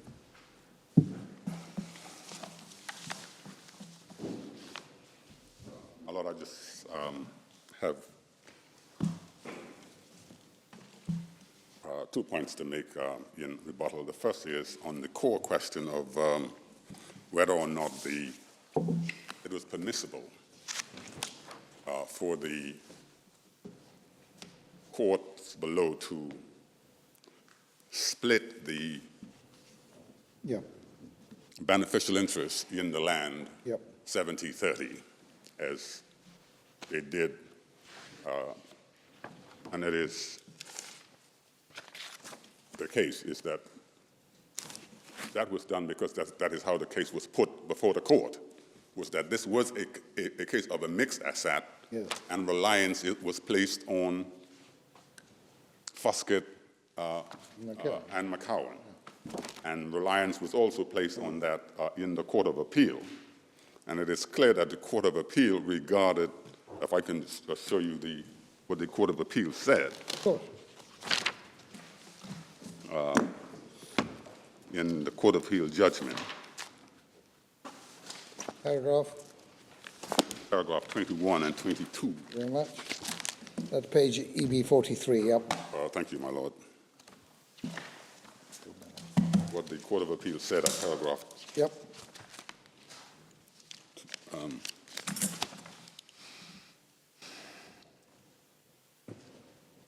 Starting at 21. Yes, the respondent doesn't seek to The follow. respondent does not seek to follow the original asset, the land, which he had conveyed to the appellant. The beneficial interest which the respondent had in the land is, as a result, the appellant's knowingly purchasing the land at what was clearly an undervalue. It held the difference in the price actually paid and the true value as a constructive trustee for the respondent as owner of the land. And then in paragraph 22, it says, the appellant has built a warehouse on the land. It is the respondent's case that the appellant would have used the correct value of the land in order to obtain a mortgage for the purpose of assisting in the erection of the warehouse. The difference between the purchase paid to the government when purchasing the land, the correct value of the land, is what the appellants hold as constructive trustee. He used the correct value of the land to obtain a mortgage to build the warehouse. He was trustee by using the funds belonging to the government, which held as constructive trustee for the government. By doing so, the appellant intermingled the money which he held as constructive trustee with his own money. Yes. It may be said that the trust money represents only part of the cost of acquiring the new asset, the warehouse. And so in my submission, the way the case was put before the courts below was clearly on the basis that the underpayment was an asset of the respondent, and that asset contributed towards the cost of acquiring the land.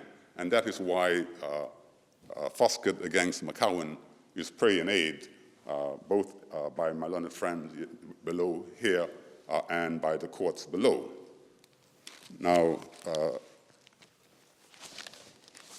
the circumstances in which a mixed asset can arise is only where there are two separate assets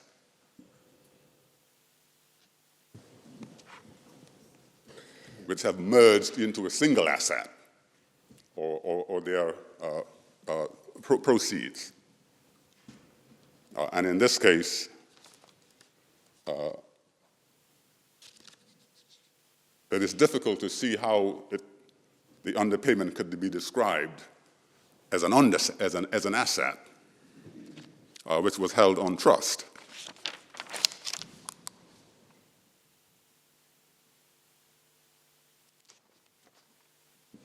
This is not an opportunity case, because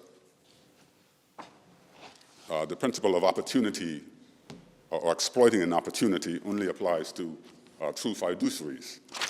And so the only way to look at this case is to say, what did the appellant receive? That is the land, and that is the only asset that he held on trust.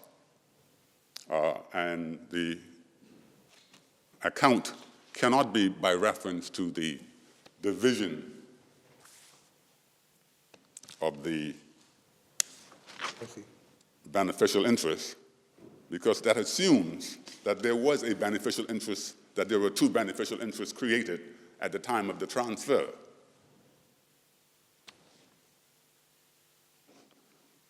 And there were no such beneficial interest. And in my submission, it would be, there's no case in which an underpayment has been treated as an asset in the way suggested by the respondent and held by the Court of Appeal. And of course, if your lordships were to so find, then your lordship would be making new law. Not that your lordship cannot do so, but we shouldn't do so. My lord, well, you shouldn't. On this occasion. On a matter like this. Well, I think, to be fair to you, we're not, according to Mr. Phillips, we're not being asked to make new law. So if we're with you on the law, there's no application suggestion that we should make new law. Yes. And then I would say then well, certainly if that was how the case was put, Yep. If the case was not put that way, Yep. at the beginning, Understand.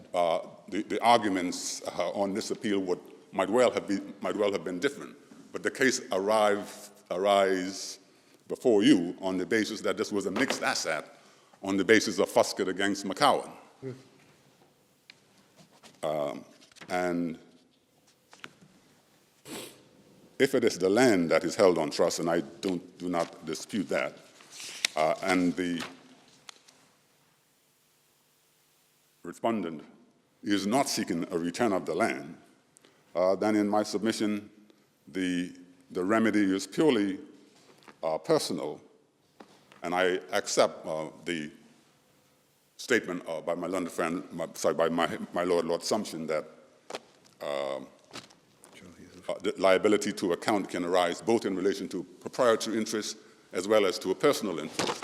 But the difference is this: in relation to proprietary interest, you can trace that interest and account for a greater value, assuming that the property has increased in value. Whereas in the case of a personal interest, it is purely the liability to account is much more limited. You can only either claim an account of the profits that is derived from the transaction, or is made as a result of the transaction, or in the case of equitable compensation, the causal link. And so in my submission, it would be wrong for this court to find that this land was a mixed asset, because there is simply no case on which such a finding has ever been made, that an undervaluation or an underpayment gives rise to a mixed asset. And then applying the rules of causation and having regard to the what the appellant was required to do and what he did, the respondent got exactly what it bargained for, and to give the appellant an account of profits which takes away from the appellant what was always intended that he should have under the contractual arrangement, in my submission, would be wrong, and it would be disproportionate, having regard to the question of causation. So unless I can help you further. Thank you very much indeed. We found the reference to the case To Lewin. to Lewin. I'm very grateful to Yes. those behind you. Thank you. If you could have I've that- read it, so I'll simply pass it on, unless you want yes. to find it If now.